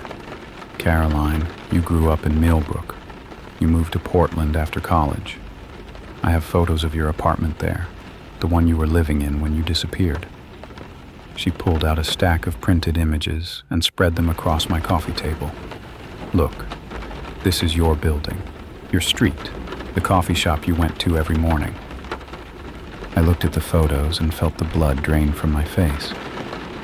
The building in the images wasn't in Portland. It was in my neighborhood, my actual neighborhood, in the city I'd moved to 3 years ago. The coffee shop Margaret was pointing to was the one I went to every morning, the one where the barista knew my order by heart. Caroline Webb hadn't just shared my face. She'd been living in my neighborhood, walking my streets, visiting my coffee shops. Either Margaret's research was impossibly thorough, or Caroline and I had been existing in the same physical space without ever knowing the other was there. This doesn't make sense, I said. If Caroline lived here, someone would have seen us both. Someone would have noticed there were 2 identical women. There weren't 2, Margaret said quietly. There was only ever one. You, Caroline. Living 2 lives somehow, being 2 people at once. I don't understand how it's possible, but the evidence is right in front of us.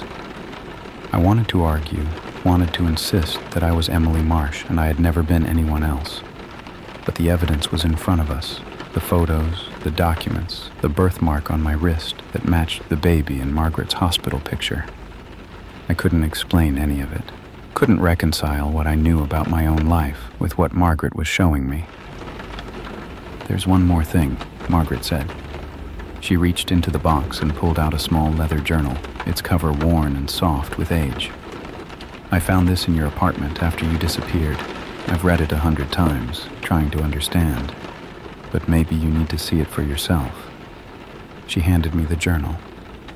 The handwriting inside was unfamiliar, looping and precise, nothing like my own cramped scrawl. But as I started reading, I realized the words could have come from my own mind. I don't know how much longer I can keep the 2 lives separate, the first entry read. Emily is getting stronger. She has her own memories now, her own history, her own sense of self. Sometimes I forget which one of us is real. I turned pages with numb fingers, reading entries that spanned almost 2 years. Caroline wrote about waking up in places she didn't remember going, losing hours or days at a time, finding evidence of a life she hadn't lived. She wrote about Emily, about me, as if I were a separate person inhabiting her body, a passenger who was slowly taking over the vehicle. The doctors say it's dissociative identity disorder, one entry read. They say Emily is an alter, a fragment of my psyche that split off during trauma. But Emily doesn't feel like part of me. She feels like someone else entirely, someone with her own past, her own family, her own existence. When she's in control, I disappear completely. And lately she's been in control more and more often. I looked up at Margaret, my hands shaking so badly the journal nearly slipped from my grip. This isn't possible. I have memories, real memories, of a real childhood with real parents who raised me. Your parents adopted you when you were 3 days old, Margaret said gently. That's what the Emily identity believed. But you were never adopted, Caroline. You were born in Millbrook, and you lived there until you went to college. The adoption, the childhood in Portland, the family you remember, Emily created all of that. She built herself a complete history, a whole person's worth of memories, and she made it so real that even she believed it.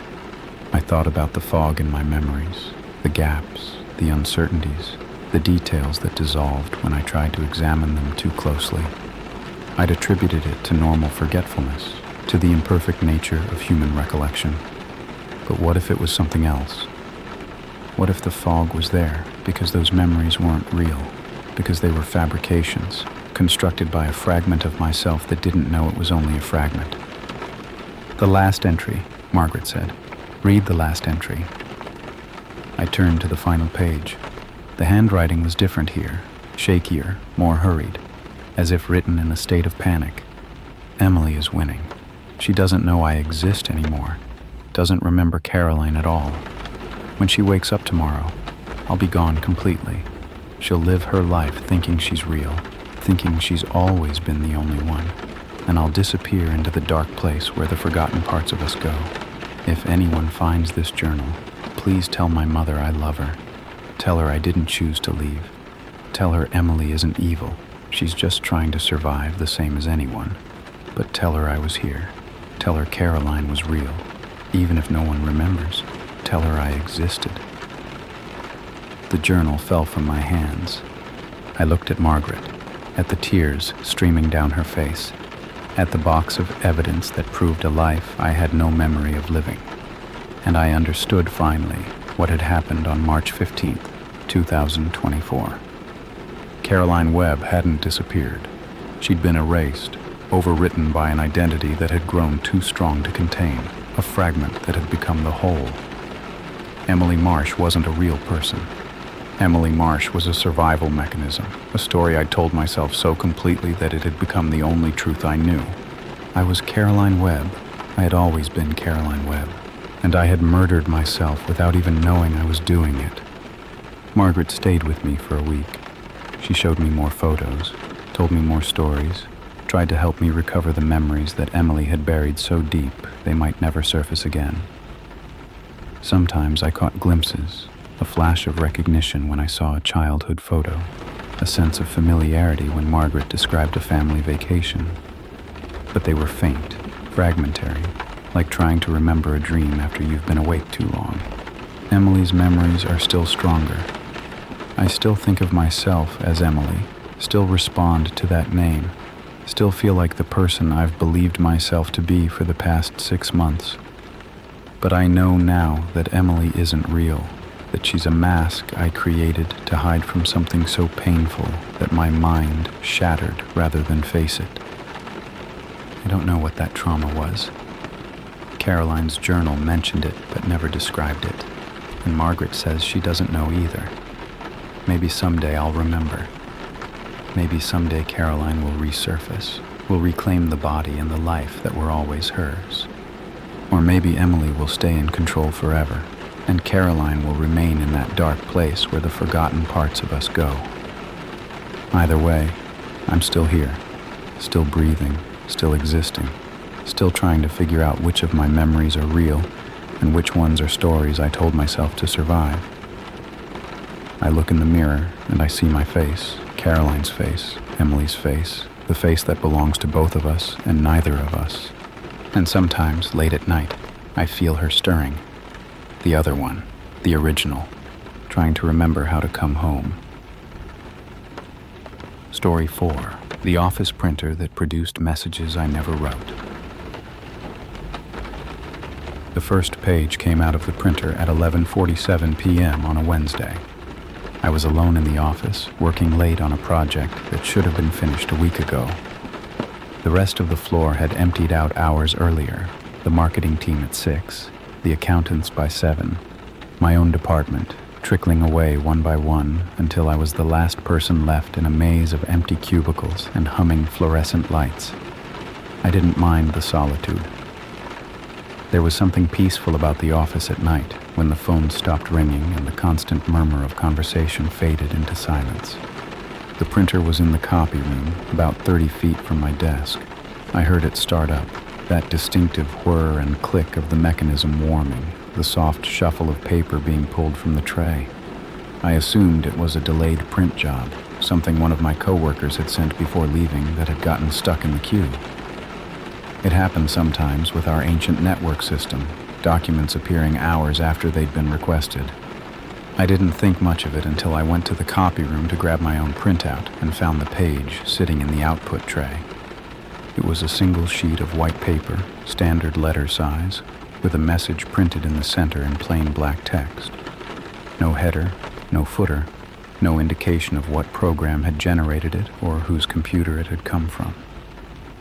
Just words, floating in a sea of blank space. I know you're still here. I stared at the page for a long moment, waiting for my brain to supply a rational explanation. A prank from someone in the office, maybe. One of the younger guys who thought scaring the late-night workers was hilarious. Or a glitch in the system, random characters that had somehow arranged themselves into something that looked like a sentence. Neither explanation felt convincing, but I crumpled the page, tossed it in the recycling bin, and went back to my desk. 20 minutes later, the printer started again. I heard it from my cubicle, that same whir and click, and felt the first prickle of unease crawl up my spine. I was definitely alone. I'd walked the entire floor an hour ago, checking that all the conference rooms were empty, making sure no one was working late in a corner I hadn't noticed. The building had a security desk in the lobby, and they would have called if anyone had come up after hours. I walked to the copy room slowly, my footsteps loud in the silence.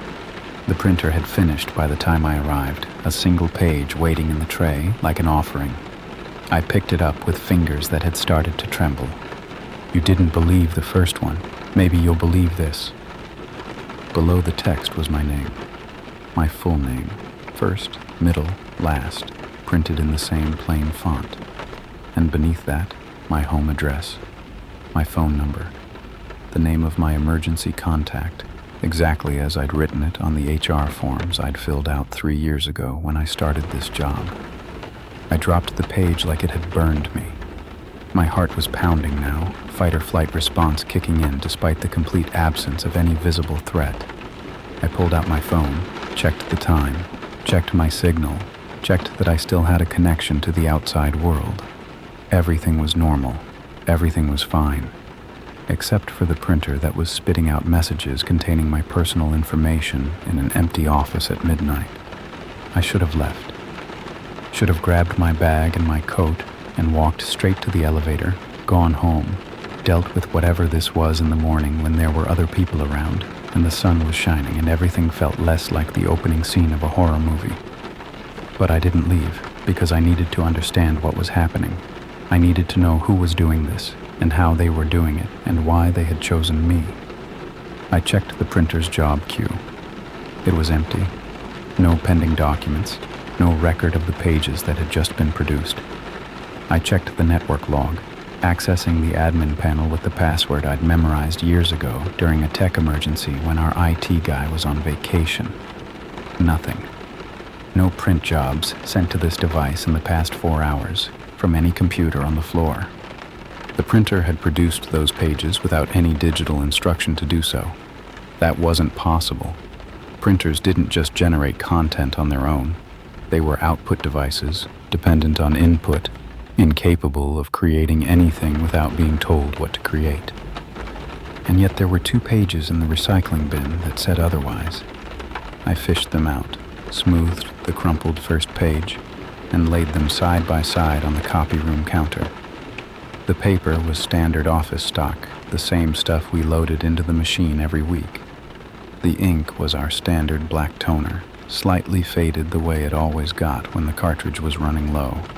Nothing unusual about the physical materials at all. Just the words, the impossible, unexplainable words.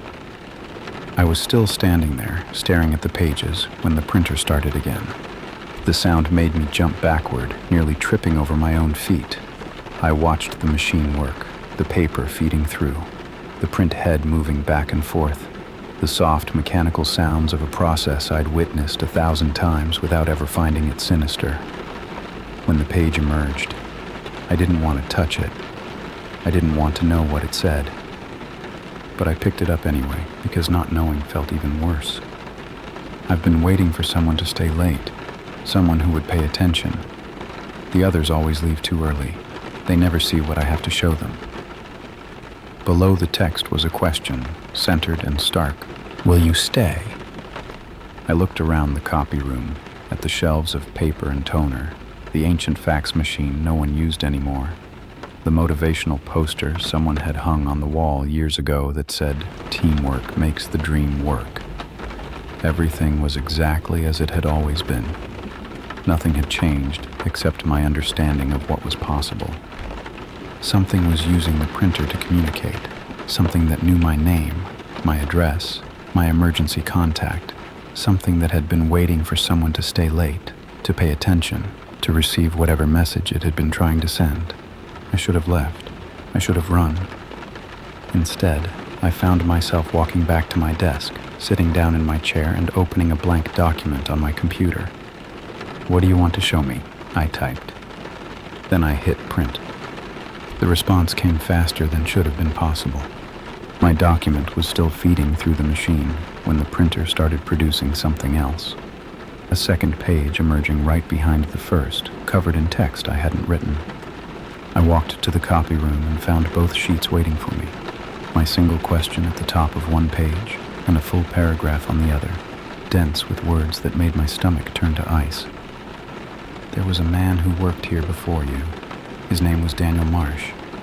He sat at your desk, used your computer, printed his documents on this machine.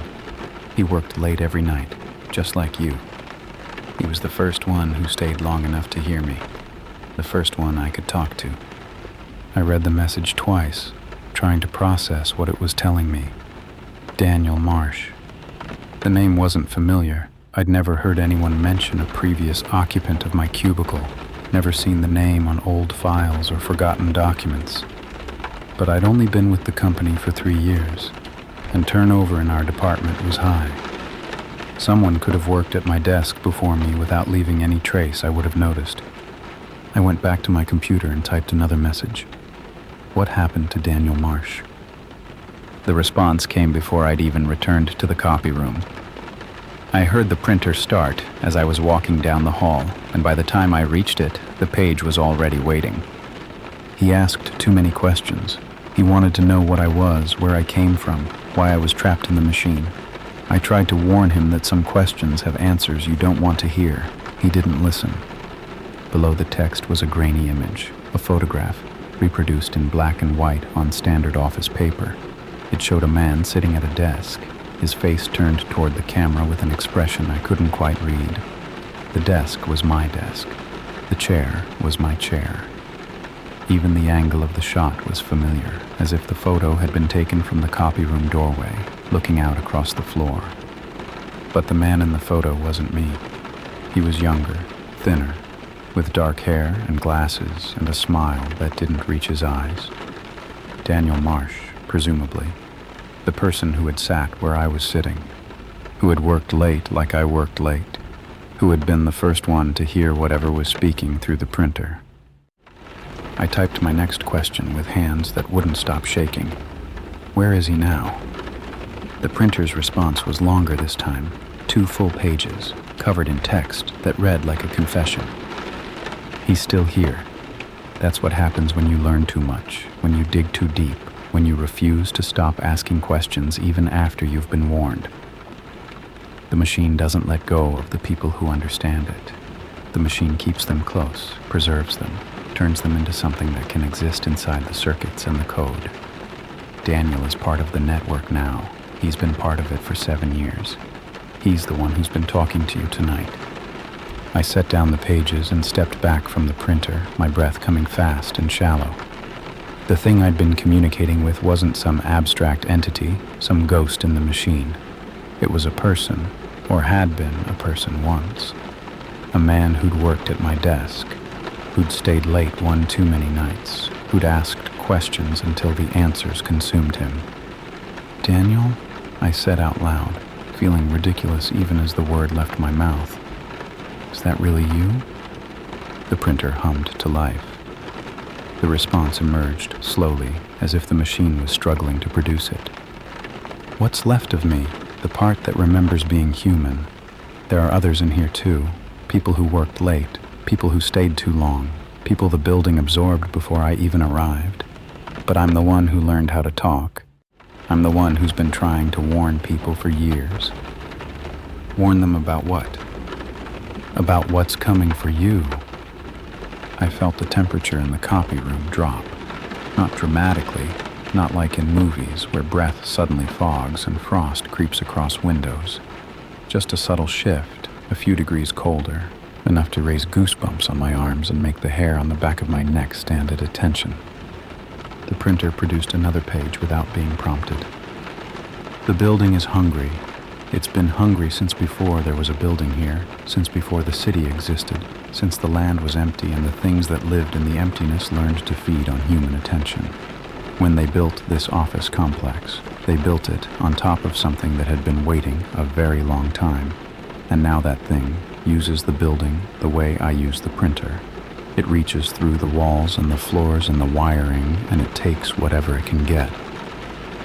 I thought about all the nights I'd worked late, all the hours I'd spent alone on this floor, focused on my computer, pouring my attention into spreadsheets and emails and the endless small tasks that made up my professional existence. I'd always felt productive during those late nights, always felt like I was accomplishing something.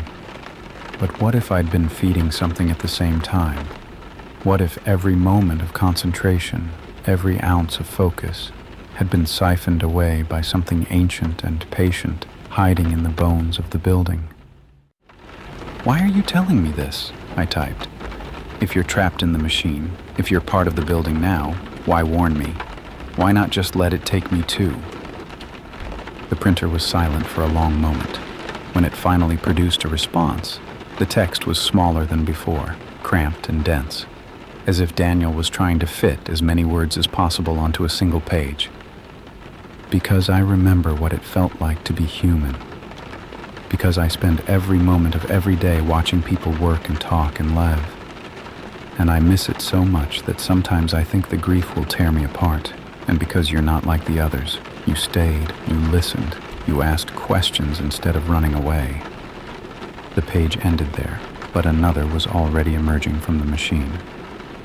"But now you need to run, right now, because it knows I've been talking to you, and it's coming to make sure I can't talk to anyone ever again." I heard a sound from somewhere deeper in the office, a click, like a door latch releasing, then footsteps, slow and heavy, moving across the floor with a rhythm that didn't quite match human walking, coming closer. I didn't run toward the elevator. Some instinct told me that was exactly what the building expected, that whatever was making those footsteps was between me and the only obvious exit, herding me toward a trap I couldn't see. Instead, I ducked behind the copy room door and held my breath, listening as the footsteps grew louder and then stopped somewhere just outside my field of vision. The printer hummed. Another page emerged, and I grabbed it before it could fall into the tray, desperate to muffle any sound that might give away my position. "It's not human. Don't look at it. Don't let it know you can see it. If it thinks you're just another late worker, oblivious and distracted, it might pass you by." I pressed myself against the wall, trying to become as small and invisible as possible. Through the narrow gap between the door and the frame, I could see a sliver of the main office floor, empty cubicles, dark computer screens, the faint glow of exit signs at the far end of the room. Everything looked normal. Everything looked exactly as it had an hour ago, when my biggest concern was finishing a project before deadline. Then something moved across my field of vision. I only saw it for a moment, a shape, roughly human-sized but wrong in ways I couldn't articulate. It moved too smoothly, like it was gliding rather than walking, and its outline seemed to blur and shift as if it couldn't quite decide what form it wanted to take. I caught a glimpse of something that might have been a face, pale and featureless, turned in my direction. I closed my eyes, remembered Daniel's warning, "Don't look at it, don't let it know you can see it." I stood perfectly still, barely breathing, and listened as the footsteps resumed, closer now, entering the copy room, stopping just a few feet from where I was hiding. The cold intensified. I felt it seeping through my clothes, through my skin, settling into my bones like frost creeping across a window. Something was standing right next to me, separated by nothing but a flimsy door and whatever thin veil of ignorance I was pretending to hide behind.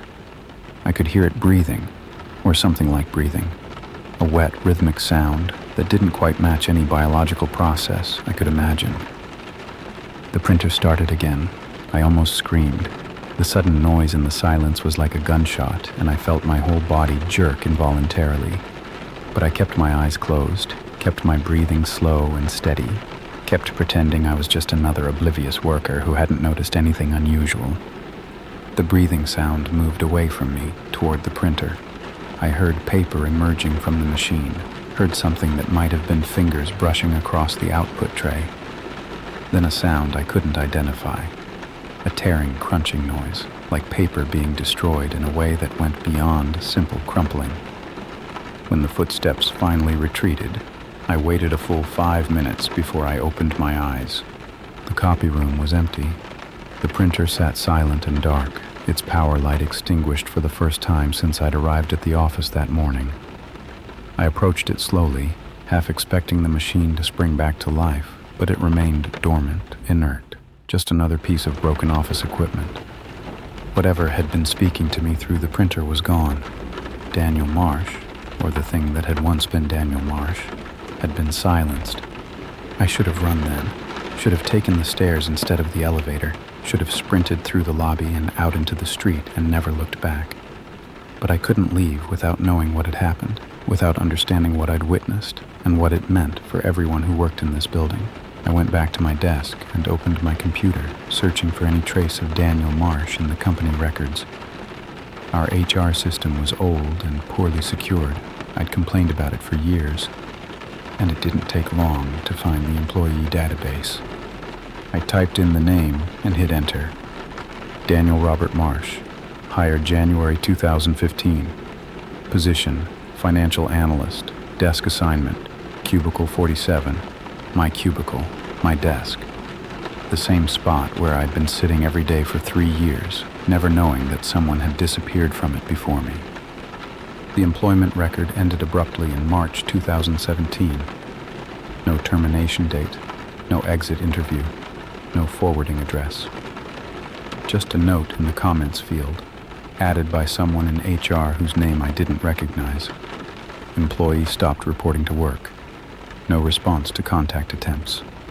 File closed pending further information. He hadn't quit, hadn't been fired. He'd simply stopped existing as far as the company was concerned, his absence absorbed into the bureaucratic machinery without anyone asking too many questions. I searched for news articles, police reports, anything that might tell me what had officially happened to Daniel Marsh. I found a single mention, a brief item in a local paper from April 2017, listing him among several people who'd been reported missing in the area that month. No follow-up articles, no indication that anyone had ever found him or figured out where he'd gone, because he hadn't gone anywhere. He was still here, trapped in the wiring and the code, reduced to messages on a printer that no one stayed late enough to read. And now even that small remnant of his existence had been destroyed by whatever haunted this building. I printed out everything I'd found, the employment record, the news article, the messages Daniel had sent me before he was silenced. I didn't know if the printer would work, didn't know if the building would let me take evidence of what had happened. But the machine hummed to life when I sent the job, and the pages emerged normally, without any additional messages or warnings. I was gathering the printouts when I noticed something I'd missed before. One of the pages Daniel had sent earlier, the one with his photograph, had additional text on the back. Small, cramped, almost invisible against the white paper. I held it up to the light and read. The building keeps records, everything it takes, everything it absorbs. There's a record somewhere in the system. If you want to understand what's happening, find the maintenance logs from the basement. Find what they buried when they built this place. But be careful. Some knowledge doesn't want to be found. The basement. I'd never been down there, never had any reason to. never even thought about what might be beneath the floors I walked on every day. But if Daniel was right, if there were records that could explain what was happening in this building, they would be down there, hidden in the dark, waiting for someone curious enough, or stupid enough, to go looking. I checked my watch. It was almost 2 a.m. The security guard in the lobby would be making his rounds soon, and I'd have to explain why I was still here, why I looked like I'd seen a ghost, why I was clutching a stack of printouts like they contained the secrets of the universe. I had two choices. I could leave now, take what I'd learned to the police or the press or anyone who might believe me, and hope that someone with more resources could figure out the rest. Or I could go to the basement, find the maintenance logs, and learn the truth about what was buried beneath this building. I thought about Daniel Marsh, trapped for 7 years in a prison of circuits and code. I thought about all the other people he'd mentioned, the ones who'd been absorbed before him, the ones who'd worked late and stayed too long and never made it home. Then I walked to the stairwell and started heading down. The basement was colder than the rest of the building. I felt it as soon as I pushed through the heavy fire door at the bottom of the stairwell, a damp, pervasive chill that seeped through my clothes and settled against my skin like a second layer. The lights down here were older, fluorescent tubes that flickered and buzzed in a way that made the shadows seem to pulse and shift. I could see rows of storage cages stretching into the darkness, filled with old furniture and forgotten equipment and the accumulated debris of decades of office work. The maintenance office was at the far end of the corridor, behind a door marked Authorized Personnel Only. I tried the handle and found it unlocked, the knob turning with a squeal of disused hinges. Inside was a small room lined with filing cabinets, the air thick with the smell of old paper and something else, something organic and faintly rotten, like fruit left to decay in a forgotten corner. I started with the oldest cabinets, pulling open drawers that hadn't been touched in years. The files inside were a mess, work orders and inspection reports and handwritten notes from maintenance workers who'd probably retired or died decades ago. I flipped through them quickly, scanning for anything that mentioned the building's construction, its foundation, whatever Daniel had meant when he told me to find what they'd buried. The answer was in the third cabinet, in a folder labeled Site Preparation, 1987. Inside were documents I was never meant to see. Construction reports, geological surveys, correspondence between the building's developers and various city officials. Most of it was routine, permits and zoning approvals and the mundane paperwork of commercial development. But buried in the middle of the stack was a letter that made my blood run cold. "Dear Mr. Harrison," it began. "As per our conversation, I am writing to confirm that the artifacts discovered during excavation have been disposed of according to your instructions. The bones have been reinterred beneath the foundation, and the stone structure has been incorporated into the building support system as you requested. While I remain concerned about the unusual nature of these findings, I understand your desire to proceed without delay. Please consider this matter closed." The letter was signed by someone named Thomas Whitfield, identified as the site foreman. Attached to it was a series of photographs, grainy black and white images showing what had been unearthed during the building's construction. Bones, dozens of them, laid out in careful rows, clearly human but somehow wrong. The proportions were off, skulls too elongated, limbs too long, fingers that seemed to have too many joints. And in the center of the excavation, visible in several of the photos, was a structure made of dark stone.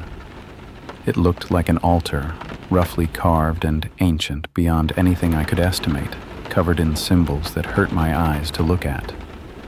They hadn't just built on top of something, they'd built around it, incorporated it into the building's foundation, sealed it beneath tons of concrete and steel, and 40 years of corporate real estate.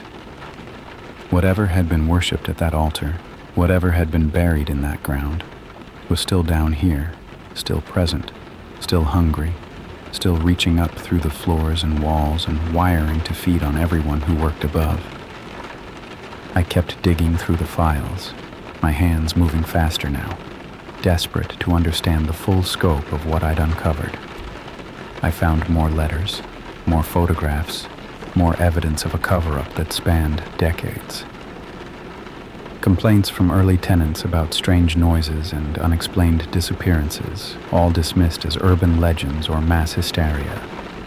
Inspection reports that mentioned unusual readings in the basement, always followed by notes indicating the equipment must have malfunctioned. A pattern of people working late and never being seen again, stretching back to the building's first year of operation. Daniel Marsh wasn't the first. He wasn't even the 10th. The building had been taking people for almost 40 years, absorbing them one by one into whatever hellish system pulsed beneath its foundation. And no one had ever connected the dots, because who would believe that an office building could be hungry? I was photographing the documents with my phone when I heard the sound. It came from deeper in the basement, beyond the maintenance office, somewhere in the maze of storage cages and forgotten equipment. A rhythmic noise, wet and heavy, like something large breathing in the darkness. The same sound I'd heard in the copy room when the thing that wasn't human had come looking for Daniel. It was down here with me. I shoved the most important documents into my bag and moved toward the door, trying to be quiet, trying not to draw attention to myself. The breathing sound was getting louder, closer, accompanied now by that same gliding footstep I'd heard upstairs. Whatever lived in this building, whatever had been feeding on late-night workers for 4 decades, it knew I was here. It knew I'd found its secrets. The lights flickered. In the strobe of failing fluorescence, I caught glimpses of something moving between the storage cages, a shape that was almost human, but stretched and distorted, like a reflection in a funhouse mirror. I saw limbs that bent the wrong way, a torso that seemed to twist and fold in on itself, a face that was nothing but smooth, pale skin where features should have been. I ran. I didn't try to be quiet anymore, didn't try to hide or pretend I hadn't seen anything. I just ran, sprinting down the corridor toward the stairwell, my footsteps echoing off concrete walls while something ancient and terrible followed close behind. I could hear it gaining on me, could feel the cold intensifying with every step, could sense it reaching for me with hands that had pulled countless others into the dark. I hit the stairwell door at full speed, slamming through it with my shoulder, taking the stairs 2 at a time. Behind me, I heard the door crash open again, heard those wrong footsteps on the metal stairs, heard a sound that might have been a voice if voices could be made of static and hunger and centuries of patient waiting. I made it to the lobby. The security guard looked up from his desk, startled, as I burst through the stairwell door and sprinted past him toward the front entrance. He shouted something I didn't hear, tried to stand, but I was already through the glass doors and out onto the street, running into the cold night air with a bag full of evidence and a head full of horrors I would never be able to forget. I didn't stop running until I was 3 blocks away, gasping for breath under a streetlight, my heart pounding so hard I thought it might crack my ribs. When I finally turned around, the building was just a building, glass and steel and light, ordinary and corporate and utterly unremarkable. But I knew what was underneath. I knew what was waiting in the basement, what had been feeding for 40 years, what would keep feeding until someone found a way to stop it. And I knew that Daniel Marsh was still in there, trapped in the wiring, silenced, but not destroyed. I had to find a way to save him, to save all of them, even if it meant going back. I didn't go to the police. I thought about it, spent 3 days thinking about it actually, holed up in my apartment with the documents spread across my kitchen table and the photographs arranged in chronological order on my floor. But every time I imagined walking into a station and trying to explain what I'd witnessed, I saw the looks I would get. The patient smiles, the careful questions, the eventual referral to a mental health professional who would prescribe something to make the delusions go away. No one would believe me. The evidence I'd gathered was damning, but it was also insane. Bones with too many joints, a stone altar buried beneath an office building, A 40-year pattern of disappearances that no one had noticed because the victims were just people who worked late, people without families waiting for them, people who could vanish without anyone asking too many questions. People like me. I quit my job by email, cited personal reasons, apologized for the short notice, and never set foot in that building again. My manager called twice to ask if everything was okay, if there was anything the company could do to change my mind. I didn't answer. I couldn't explain that the company was built on a mass grave, that the fluorescent lights were feeding tubes, that every late night I'd spent at my desk had been slowly draining something essential from my soul. But I couldn't let it go, either. Daniel Marsh was still in there, trapped in the network, silenced, but not destroyed. And there were others, decades of victims, absorbed into whatever ancient thing pulsed beneath the foundation. I couldn't save them if I just walked away and pretended none of it had happened. I started researching, spent weeks digging through archives and historical records, tracing the history of the land where the building stood. What I found was worse than I'd imagined. The site had been significant for centuries, a place where indigenous peoples had warned settlers never to build, where colonial-era accounts described lights in the earth and sounds that came from nowhere. In the 1800s, a church had been constructed on the spot. It burned down twice, both times with the congregation inside. A factory replaced it in the early 1900s. The factory had one of the highest accident rates in the state, and 3 workers disappeared without explanation before it finally closed. The pattern was always the same. Something was built on the land. People died or vanished. The structure was eventually abandoned or destroyed. And then someone new came along, built something else, and the cycle started over. The office building was just the latest iteration, the most successful one in a way, because it had lasted 40 years and was still going strong, still feeding, still taking. I found Thomas Whitfield, the site foreman who'd written that letter about reinterring the bones. He was in a nursing home now, 93 years old, barely lucid most days. But when I mentioned the building, when I described what I'd found in the basement, his clouded eyes went sharp and clear. "You saw it," he said. "Not a question. The thing under the foundation, the altar. I saw what it does, what it's been doing for 40 years. He laughed, a dry, rattling sound that turned into a cough. 40 years? Son, that thing's been doing what it does since before there was a city here, since before there were people to feed on. We just gave it a better delivery system." He gripped my arm with a strength that surprised me. "You can't stop it, can't destroy it, can't even slow it down. The best you can do is stay away and hope it doesn't follow you." "What about the people it's taken? Is there any way to get them back?" Whitfield's grip loosened. The clarity faded from his eyes, replaced by the fog of age and exhaustion. "Gone," he mumbled. "All gone. Part of it now. Part of the foundation." He closed his eyes and didn't open them again. I left the nursing home with more questions than answers, but one thing had become clear. There was no cavalry coming, no ancient ritual to destroy the entity, no secret weakness I could exploit. The thing under the building was old and patient and impossibly powerful, and it had been feeding long before humans had a name for what it was. But Daniel had found a way to communicate. He'd been absorbed into the system, but he'd retained enough of himself to send messages, to warn me, to try to help. If he could do that, maybe others could too.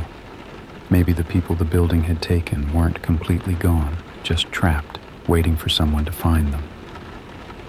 I bought a new laptop, set up a secure connection, and I started sending print jobs to the office printer late at night when the building was empty and the thing beneath the foundation was occupied with whatever dark processes sustained it. "Daniel, can you hear me? Are you still there?" The first few nights, nothing happened. My documents printed normally, retrieved by whatever early morning employee arrived first, probably confused by the strange questions appearing in the output tray. But on the 4th night, a response came back. Not through the printer, but through my laptop itself, appearing in a text file I hadn't created. I'm here. Damaged, but here. It tried to erase me, but I hid in the backup servers. There are others, so many others. We've been building something, a way out maybe, or at least a way to fight back. I stared at the words on my screen, feeling something I hadn't felt since that night in the copy room. Hope. "What do you need?" I typed. "How can I help?" The response came faster this time, scrolling across my screen in a rush of desperate text. "Keep talking to us. Keep the connection open. We're learning how to use the network against it, how to disrupt its feeding, how to create dead zones where it can't reach. But we need someone on the outside, someone who can do the things we can't, someone who can warn people before they're taken." So that's what I do now. Every night, I connect to the building's network and talk to Daniel and the others, the 40 years of victims who've been working together in the digital darkness, planning a resistance against something that's been feeding on humanity since before we had words. They give me information, and I spread it however I can. Anonymous tips to journalists, carefully worded reviews on employment websites, anything to keep people from staying late, from working alone, from making themselves available to something that's always hungry. The building still stands. People still work there, still sit at desks above a foundation of bones and ancient stone, still feed the thing beneath them without ever knowing it exists. But fewer of them disappear now. Fewer of them work late. The thing is still hungry, but it's not eating as well as it used to. It's not much. It's not a victory. But it's something. And sometimes, late at night, when I'm staring at my screen and waiting for Daniel's next message, I think about what Whitfield said. That the thing has been feeding since before there was a city here. Since before there were people. I wonder what it ate before us. I wonder what it will eat after we're gone. And I wonder if, somewhere in the network, trapped in the wiring of a building they'll never escape, the dead are wondering the same thing. Story 5. The feeling of someone sitting on my bed. You know the sensation I'm talking about. That subtle shift in the mattress. The way the springs compress under weight that shouldn't be there. The dip in the surface that you feel before you see. That registers in your body before your brain has time to process what it means. Everyone's experienced it at some point, half asleep, hovering in that liminal space between dreaming and waking, suddenly certain that someone has just sat down on the edge of your bed. Usually, you open your eyes and find nothing. The cat, maybe, if you have one. A pile of blankets that shifted in the night. Some mundane explanation that lets you close your eyes again and drift back into sleep, chalking the sensation up to hypnagogic hallucination or the random firings of a brain not yet fully online. But what happens when you open your eyes and the mattress is still compressed? When you can see the indentation, the fabric pulled taut around an invisible weight, and you know with absolute certainty that something is sitting there. That's what happened to me 3 months ago, and I haven't slept through the night since. It started on a Thursday in September. I remember the day because I'd just gotten back from my mother's funeral. 4 days of grief and logistics and relatives I hadn't seen in years, all compressed into a blur of casseroles and condolences. I was exhausted in a way that went beyond physical tiredness, the kind of bone-deep weariness that comes from holding yourself together for too long. I got home around 8, dropped my suitcase in the hallway, and went straight to bed without even changing out of my travel clothes. I woke up at 3:14 a.m. I know the exact time because I looked at my phone, the way you do when you wake in the middle of the night and need to know how much sleep you have left. The screen's blue glow illuminated my bedroom, casting familiar shadows across familiar furniture, everything exactly as it should be. Except for the weight on the edge of my bed. I felt it before I registered what it was, that unmistakable sensation of the mattress dipping, of springs adjusting to accommodate something heavy. My first thought, still foggy with sleep, was that I'd gotten a cat and forgotten about it. My second thought was that someone had broken into my apartment. My third thought, the one that froze me in place with my phone still clutched in my hand, was that neither of those things was true. I turned my head slowly, afraid of what I might see. The edge of my bed, about 2 feet from my hip, was depressed in a shape that roughly matched a seated human figure. I could see the curve of where thighs would be, the deeper indentation where weight would concentrate. The blankets were pulled tight across the surface, exactly the way they would be if someone was sitting on top of them. But there was no one there. Just empty air and the faint streetlight glow filtering through my curtains, and a depression in my mattress that defied every physical law I understood. I didn't scream. I wanted to. Felt the sound building in my throat, pressure demanding release. But something stopped me. Some instinct, some primal awareness that screaming would make things worse, that whatever was sitting on my bed would react if I acknowledged its presence too loudly. So I lay there instead, perfectly still, barely breathing, watching the indentation and waiting for something to happen. Minutes passed, maybe 5, maybe 20. Time had stopped meaning anything. The weight didn't move, didn't shift, didn't do anything except exist in a way that shouldn't have been possible. I could feel it through the mattress, a subtle pressure that communicated presence without revealing form. Something was there. Something was real. And I had no idea what to do about it. Eventually, I closed my eyes. Not because I felt safe, not because the fear had faded, but because I couldn't keep them open anymore. Exhaustion won out over terror, the way it always does eventually, and I drifted into a sleep that was shallow and restless and full of dreams I couldn't remember when I woke. The morning light made everything feel less real. I examined my mattress, pressing down on the edges, testing the springs, looking for some mechanical explanation for what I'd experienced. Nothing was wrong, nothing was unusual, just a normal bed that behaved exactly the way a bed should behave, showing no sign that anything had ever sat on it uninvited. I told myself I'd imagined it. Grief does strange things to the mind, and I'd just buried my mother. Was it any wonder that I was having vivid dreams, experiencing sensations that felt real but weren't? I'd read about this kind of thing, the way trauma could manifest in physical hallucinations, the tricks a grieving brain could play on its owner. It made sense. It was logical. It was exactly the kind of explanation I needed to hear. I almost believed it. Then Thursday came again, exactly 1 week later, and I woke at 3:14 a.m. to the feeling of someone sitting on my bed. Same spot, same invisible weight, same impossible indentation in the mattress, clear as day in the glow of my phone screen. This time I sat up, heart pounding, and stared at the empty space where something should have been. The depression remained, adjusting slightly as if responding to my movement, the mattress shifting the way it would if a real person was reacting to my sudden change in position. "Hello?" My voice came out as a croak, dry and thin in the darkness. "Is someone there?" The weight didn't respond, didn't move, didn't vanish, didn't do anything at all, just sat there, patient and invisible, waiting for something I couldn't understand. I reached out. I don't know why.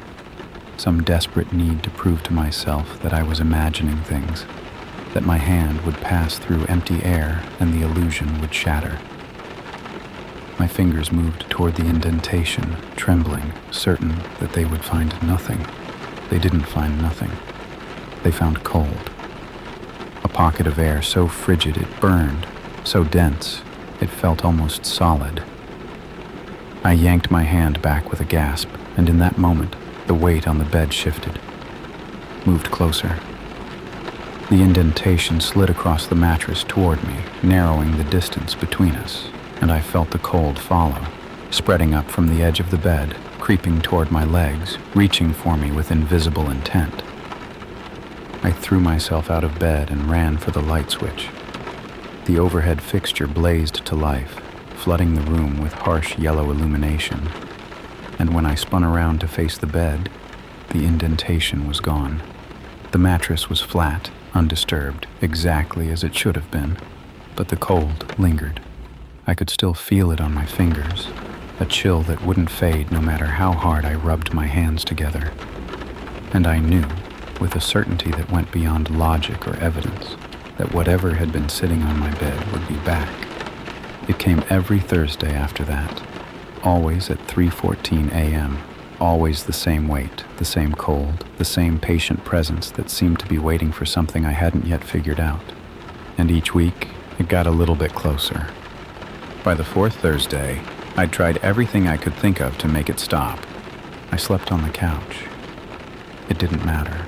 I woke at 3:14 a.m. to the cushions compressing beside me, the same invisible weight settling into the same patient waiting. I stayed at a friend's house, making up some excuse about renovations in my building. I woke in her guest room at 3:14, the mattress dipping, the cold spreading, the presence following me like it was attached to my body rather than my bed. I stayed awake all night, mainlining coffee and watching the clock tick toward the witching hour. At 3:14 exactly, I felt it, not on the bed this time, but in the chair beside me. The cushion compressed, the temperature dropped, and I sat frozen in my living room while something invisible waited 6 inches from my shoulder. It wasn't the bed. It wasn't the apartment. It was me. Whatever this thing was, it had latched onto me specifically, and it wasn't letting go. I started researching, spent hours online, digging through forums dedicated to paranormal experiences, reading accounts from people who'd felt presences in their beds at night. Most of them described something similar to what I was experiencing. The weight, the cold, the sense of something patient and waiting. But none of them had what I had, the regularity, the escalation, the feeling that whatever was visiting me had a purpose beyond simple haunting. One thread caught my attention. A woman in Minnesota had described a presence that visited her every anniversary of her father's death, sitting on her bed at the exact time he'd passed away. She believed it was him, his spirit, returning each year to check on her, to make sure she was okay. The visits had stopped, she said, when she finally worked up the courage to speak to him, to tell him she loved him, that she was doing fine, that he could move on. I thought about my mother, about the funeral I'd just returned from, about the grief I hadn't fully processed, about all the things I'd never gotten to say before the cancer took her.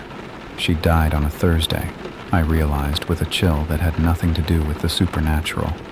She died at 3:14 in the morning, with me asleep in a hotel room 2 hours away, too tired from the drive to stay awake at her bedside. I hadn't been there. I'd promised I would be, promised I'd hold her hand at the end, and I'd fallen asleep in a hotel room and missed it. She'd died alone, with only the nurses for company, and I'd never forgiven myself for breaking that final promise. Was that what this was? My mother, coming back every Thursday at the exact moment of her death, trying to reach me from wherever she'd gone? The thought should have been comforting, should have transformed the terror into something gentler, something I could understand and accept. But it didn't feel comforting. Whatever was sitting on my bed didn't feel like my mother. It felt like something else entirely, something that wore the timing of her death like a disguise. The 5th Thursday came, and I decided to try what the woman in Minnesota had done. I lay in bed, heart pounding, watching the clock on my phone tick toward 3:14. When the weight appeared, closer than ever now, practically beside me, I took a deep breath and spoke into the darkness.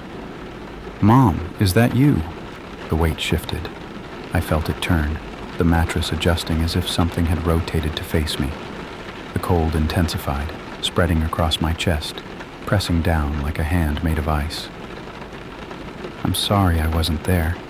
My voice cracked, tears spilling down my temples into my hair. "I'm sorry I fell asleep. I promised you I'd be there and I wasn't, and I'll never forgive myself for that.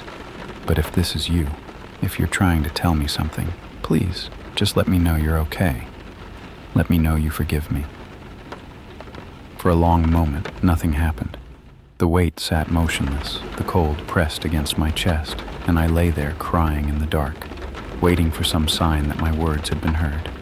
Then the weight moved, slid closer, pressing against my side, and I felt something that might have been a hand settle onto my arm. Cold fingers, invisible but undeniably present, gripping my wrist with a pressure that bordered on painful. And a voice, not out loud, not in my ears, but somewhere inside my head, a whisper that bypassed sound entirely, said, "Not your mother." I screamed. Couldn't help it this time, couldn't hold it back. I threw myself out of bed, scrambled for the light, and stood shaking in the sudden brightness while my heart tried to break free from my chest. The bed was empty, the mattress flat, no sign that anything had ever been there. But I could still feel the grip on my wrist, could still see the marks where something had squeezed too hard. Red impressions, 5 points of pressure that would darken into bruises by morning. It wasn't my mother. It had never been my mother. The timing, the Thursdays, the 3:14 a.m. visitations, all of it was something else wearing her death like a costume, using my guilt as a doorway, pretending to be something it wasn't. I didn't sleep for 3 days after that. Stayed awake on caffeine and fear, trying to figure out what the thing actually was and what it wanted from me. The bruises on my wrist faded, but didn't disappear entirely, and sometimes, when I looked at them, I could swear I saw patterns in the discoloration, shapes that almost looked like letters, like words written in damage on my skin. On the 6th Thursday, I didn't try to fight it, didn't try to stay awake, or sleep somewhere else, or pretend that any of my previous strategies had worked. I just lay in bed, lights on, eyes open, and waited for 3:14 to arrive. The weight came right on schedule, heavier this time, pressing down on the mattress with an urgency it hadn't shown before. It didn't wait at the edge of the bed. It moved immediately, sliding across the surface until it was right beside me, until I could feel the cold radiating from where it sat like heat from a fire, but inverted, pulling warmth from everything it touched. "What do you want?" I asked, my voice barely above a whisper. The answer came in that same internal voice, bypassing my ears entirely, speaking directly to some part of my brain that didn't know how to refuse it. "I want to show you something. I want you to understand what I am, and I want you to know why I chose you." The cold wrapped around me like a blanket, and the world went dark. I wasn't in my bedroom anymore. I was standing in a hospital corridor, fluorescent lights buzzing overhead, the smell of antiseptic and something worse, something organic and failing, thick in the air. I recognized this place. I'd spent weeks here, walking these halls, sitting in hard plastic chairs, watching my mother shrink a little more each day as the cancer ate her from the inside out. But something was wrong. The corridor was too long, stretching into a distance that didn't match my memory, lined with doors that seemed to multiply the longer I looked at them. And the lights were flickering in a pattern that felt deliberate, almost rhythmic, like a heartbeat that was slowly winding down. "This is where it happened," the voice said. It was beside me now, no longer just in my head, but occupying space in this impossible place. I still couldn't see it, but I could feel it. That same cold presence, that same weight that had been pressing against my mattress for weeks. "This is where I found you." Found me? I tried to turn, tried to face whatever was speaking, but my body wouldn't cooperate. I could only look forward, down that endless corridor, toward a door at the far end that I knew without being told was my mother's room. Your grief called to me, your guilt. The moment she died, alone in that room while you slept 2 hours away, that moment was like a beacon, a signal fire in the dark, visible to anything that knew how to look. The presence moved, circling me, its cold trailing across my skin like fingers. I've been looking for a long time, and when I felt you, felt the depth of your regret, I knew I'd finally found what I needed. "What do you need?" "A door." The word hung in the air, heavy with meaning I didn't understand. "A way through." I've been trapped between places for so long, longer than you can imagine. But strong emotions create openings. Grief, guilt, love that wasn't expressed, words that were never said. These are the cracks that let things like me slip through. I thought about the woman in Minnesota, the one whose father visited her every anniversary. Had something been using her grief too? Had her happy ending, speaking to her father, letting him move on, actually been something else entirely, something that wore a dead man's memory like a suit? "You're not a ghost," I said. "You're not anyone who died." "No, I'm something older, something that exists in the spaces between life and death, between sleeping and waking, between the world you know and the worlds you don't." The presence stopped moving, settled into a spot directly behind me. I could feel it there, inches away, radiating cold like a freezer with its door left open. "Your mother's death created a crack. Your guilt kept it open. And every Thursday, at the exact moment she passed, the crack gets a little wider." The corridor shifted around me. The doors were opening now, one by one, revealing rooms that weren't hospital rooms at all. I saw glimpses of other places, other bedrooms, other beds, other people lying frozen in the dark while something invisible pressed down on their mattresses. Hundreds of them, maybe thousands, each one connected to the same presence that stood behind me now. "All of them called to you?" I asked.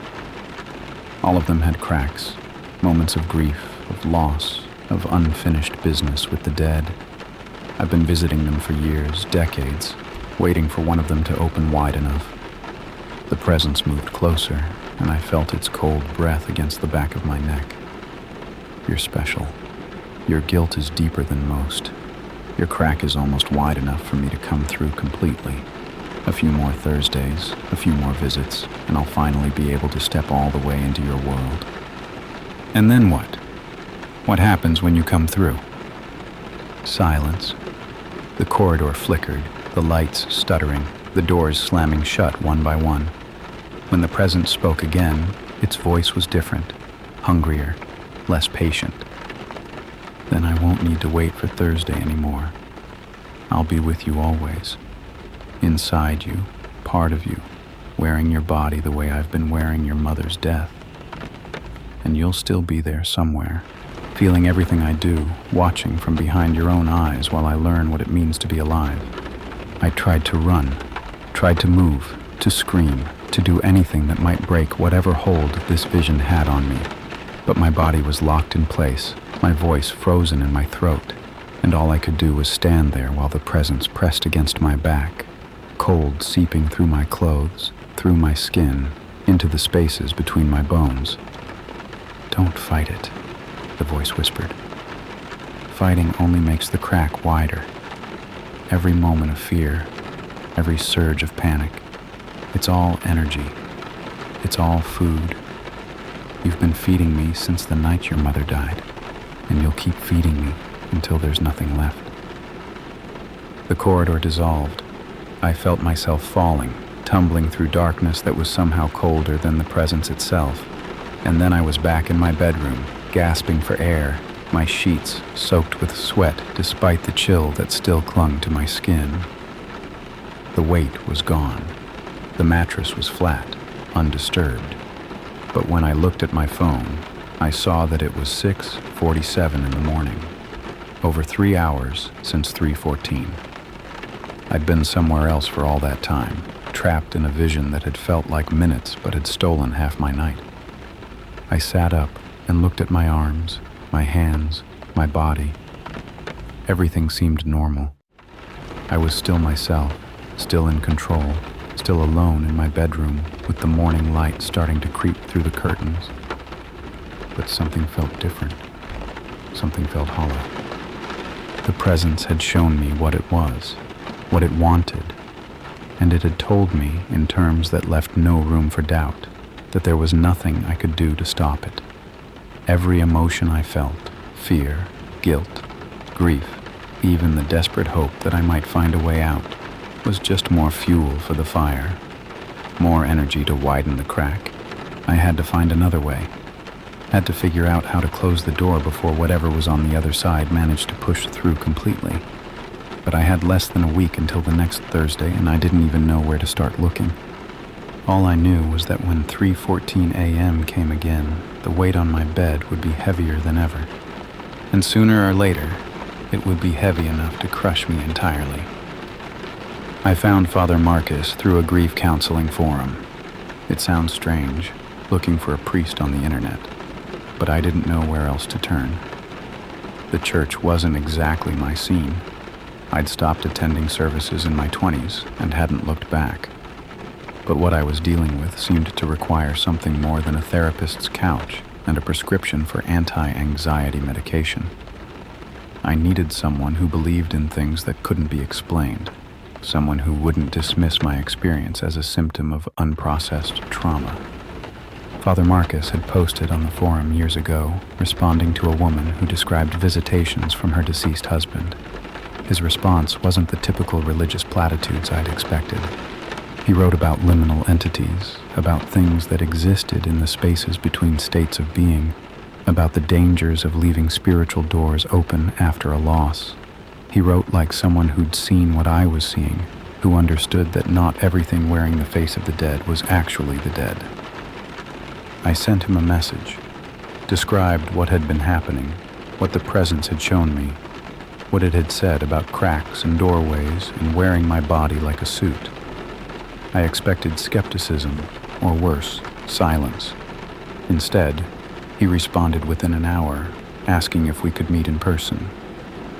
We sat in a coffee shop 3 days before Thursday, the normal world buzzing around us while we discussed things that belonged in nightmares. Father Marcus was older than I'd expected, mid-60s maybe, with gray hair and deep lines around his eyes that spoke of too many sleepless nights. He listened to my story without interrupting, his coffee growing cold in front of him, his expression growing more troubled with every detail I shared. "You're describing a threshold entity," he said when I finished. "Something that exists on the boundary between our world and whatever lies beyond.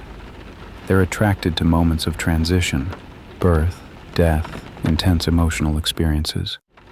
And they use those moments as doorways if the conditions are right. The presence said my guilt was keeping the door open, that every Thursday the crack gets wider. That tracks with what I've encountered before. These things feed on unresolved emotional energy. Guilt is particularly potent. It's a wound that never heals, a constant source of fuel." He leaned forward, his voice dropping. "The question is whether the crack has grown too wide to close. If it's past a certain threshold, there may be nothing we can do to stop it from coming through." "And if it hasn't?" Father Marcus was quiet for a moment, stirring his cold coffee with a contemplative frown. "Then we have to remove the fuel source, starve it out, close the crack before it can finish pushing through." How do I do that? I can't just stop feeling guilty. I missed my mother's death. I broke the most important promise I ever made to her. "That's what you believe. But is it true?" He set down his spoon and fixed me with a gaze that felt like it was peeling back layers I didn't want exposed. "Did your mother ever say she blamed you for not being there? Did she ever indicate in any way that she felt abandoned?" I opened my mouth to respond, then stopped. I thought about my mother, not the abstract idea of her, but the actual woman I'd known for 32 years. The woman who'd insisted I go to the hotel when I started falling asleep in my chair. Who'd told me she'd be fine until morning, that I needed rest, that she didn't want me exhausted when she woke up. Who'd smiled at me as I left, weak but genuine, and said she loved me. "She told me to go," I admitted. "She made me leave." "And did she know she might not make it through the night?" "The doctors had said, they said it could be any time, days, maybe hours." The realization hit me like a physical blow. She knew. She knew she was dying, and she still sent me away. Because she didn't want you there for that moment. She wanted your last memory of her to be alive, conscious, still herself. Father Marcus reached across the table and gripped my wrist. Gently, nothing like the cold grip that had left bruises on my skin. Your mother made a choice, and she chose to spare you. There's no guilt to carry here, because you didn't fail her. You honored her wishes. I wanted to believe him, wanted it so badly that I could feel the words rearranging something inside me, shifting the weight I'd been carrying for months. But the presence had told me that hope was just another form of energy, another crack widener, another way for it to feed. What if you're wrong? I asked. What if letting go of the guilt doesn't work? What if the crack is already too wide? Then we try something else. Father Marcus pulled a small notebook from his jacket pocket, flipping to a page covered in handwritten notes. I've been researching threshold entities for decades. They're rare, but not unprecedented. And there are accounts of people who've successfully expelled them. Not through exorcism exactly, but through a kind of spiritual realignment, forcing the crack closed by recontextualizing the emotional wound that created it. Recontextualizing? Changing the story you tell yourself about what happened. Your guilt exists because you've been framing your mother's death as an abandonment. You left, and she died alone. But that's not the whole truth. The whole truth is that she chose to die without you because she loved you enough to protect you from that moment. He closed the notebook. If you can truly accept that, not just intellectually, but emotionally, in the deepest part of yourself, then the fuel source disappears. The crack closes, and the entity has nothing left to hold on to. It sounded too simple. After weeks of terror, after the vision in the hospital corridor and the bruises on my wrist and the weight that got heavier every Thursday, the solution couldn't just be a change in perspective. There had to be more to it, some ritual or prayer or supernatural countermeasure that would drive the thing away. But maybe that was the point. Maybe the presence had been counting on me to fight back in conventional ways, to exhaust myself with fear and resistance while it fed on everything I was feeling. Maybe the only way to win was to stop fighting entirely, not by surrendering, but by removing the battlefield altogether. How do I do it? I asked. How do I make myself believe something different about the worst night of my life? Father Marcus stood, dropping a few bills on the table for our untouched drinks. That's the hard part, and unfortunately you only have until Thursday to figure it out. He handed me his card, plain white, just a name and phone number, and walked out of the coffee shop without looking back. I sat there for a long time, turning the card over in my hands, thinking about my mother and the choice she'd made and the story I'd been telling myself for months. 2 days until Thursday. 2 days until the presence came back, heavier than ever, ready to finish what it had started.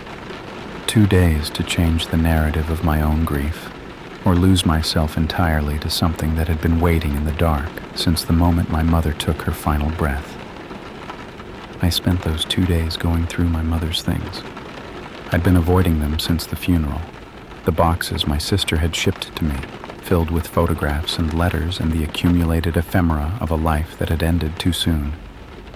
They'd been sitting in my closet for weeks, untouched, because opening them felt like admitting she was really gone. But now I tore through them with desperate purpose, searching for something that might help me believe what Father Marcus had said. I found it in a letter dated 3 days before she died. She'd written it by hand, her once elegant script shaky and uneven, and addressed it to me with instructions not to open it until after she was gone. I'd never seen it before. My sister must have slipped it into the boxes without telling me, waiting for me to find it on my own. "My dearest child," she wrote, "if you're reading this, then I've moved on to whatever comes next, and you're probably blaming yourself for not being there at the end. I know you. I know how you think, and I need you to stop." I read those words 3 times before they fully registered. She'd known. She'd known exactly what I would feel, and she'd tried to head it off before it could take root. "I sent you to the hotel that night on purpose. I could feel myself fading, and I didn't want you to watch. I didn't want your last memory of me to be the moment my body gave up.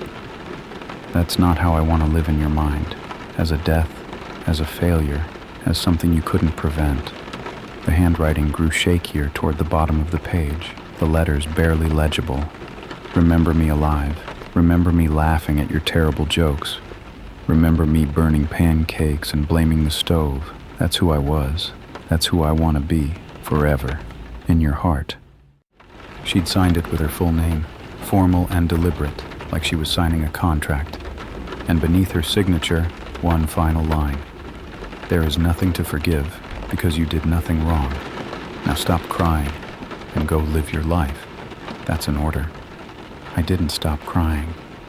I sat on my bedroom floor surrounded by boxes of memories and sobbed until my chest ached, until my eyes burned, until something that had been coiled tight inside me for months finally began to loosen.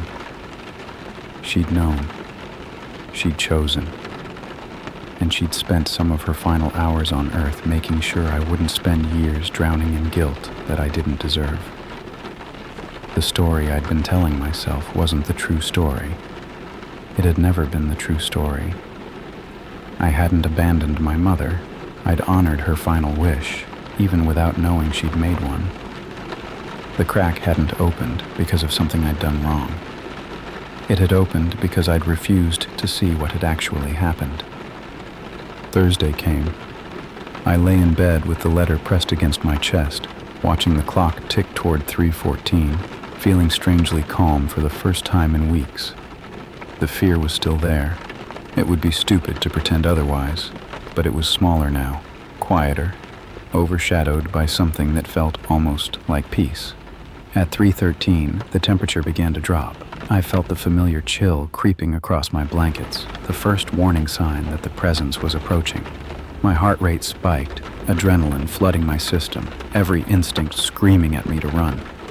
I stayed where I was, breathed deeply, thought about my mother's handwriting, shaky but determined, spending her final strength to protect me from myself. At 3:14, the weight appeared, heavier than ever before, pressing down on the mattress with a force that made the springs groan. The cold intensified, spreading across my body, and I felt the presence lean close, eager, hungry, ready to finish what it had started. "You came back," the voice said inside my head. "Good. I was worried you might try to run again. They always try to run eventually, and it never works." "I'm not running." My voice was steady, stronger than I'd expected. "And I'm not afraid anymore." Silence.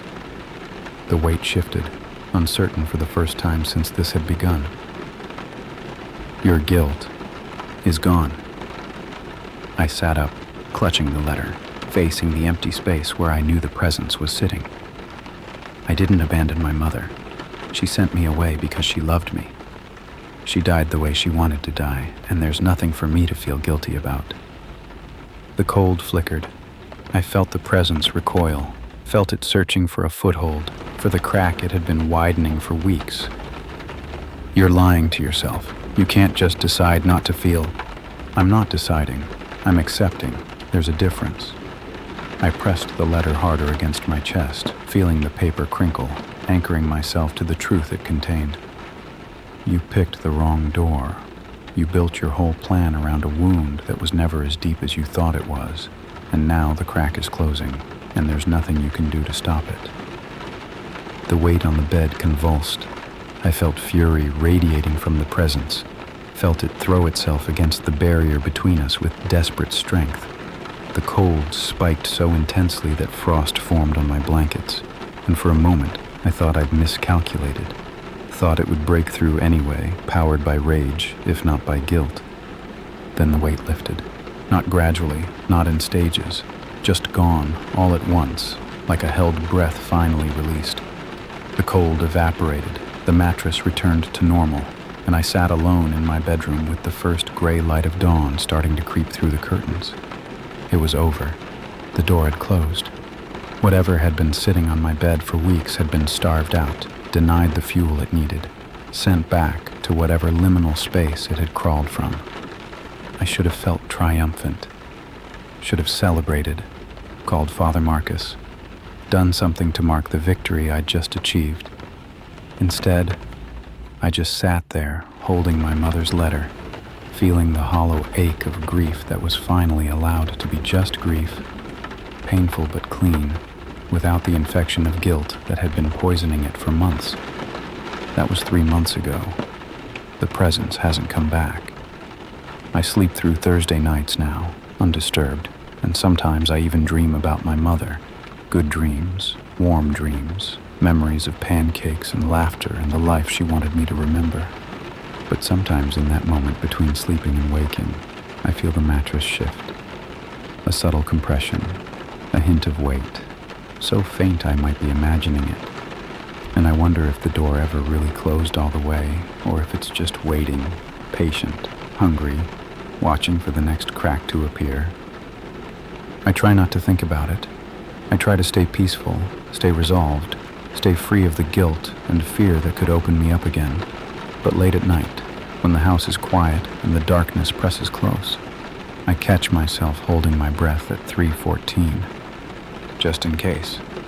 Just in case something is still sitting there, waiting for me to believe in it again.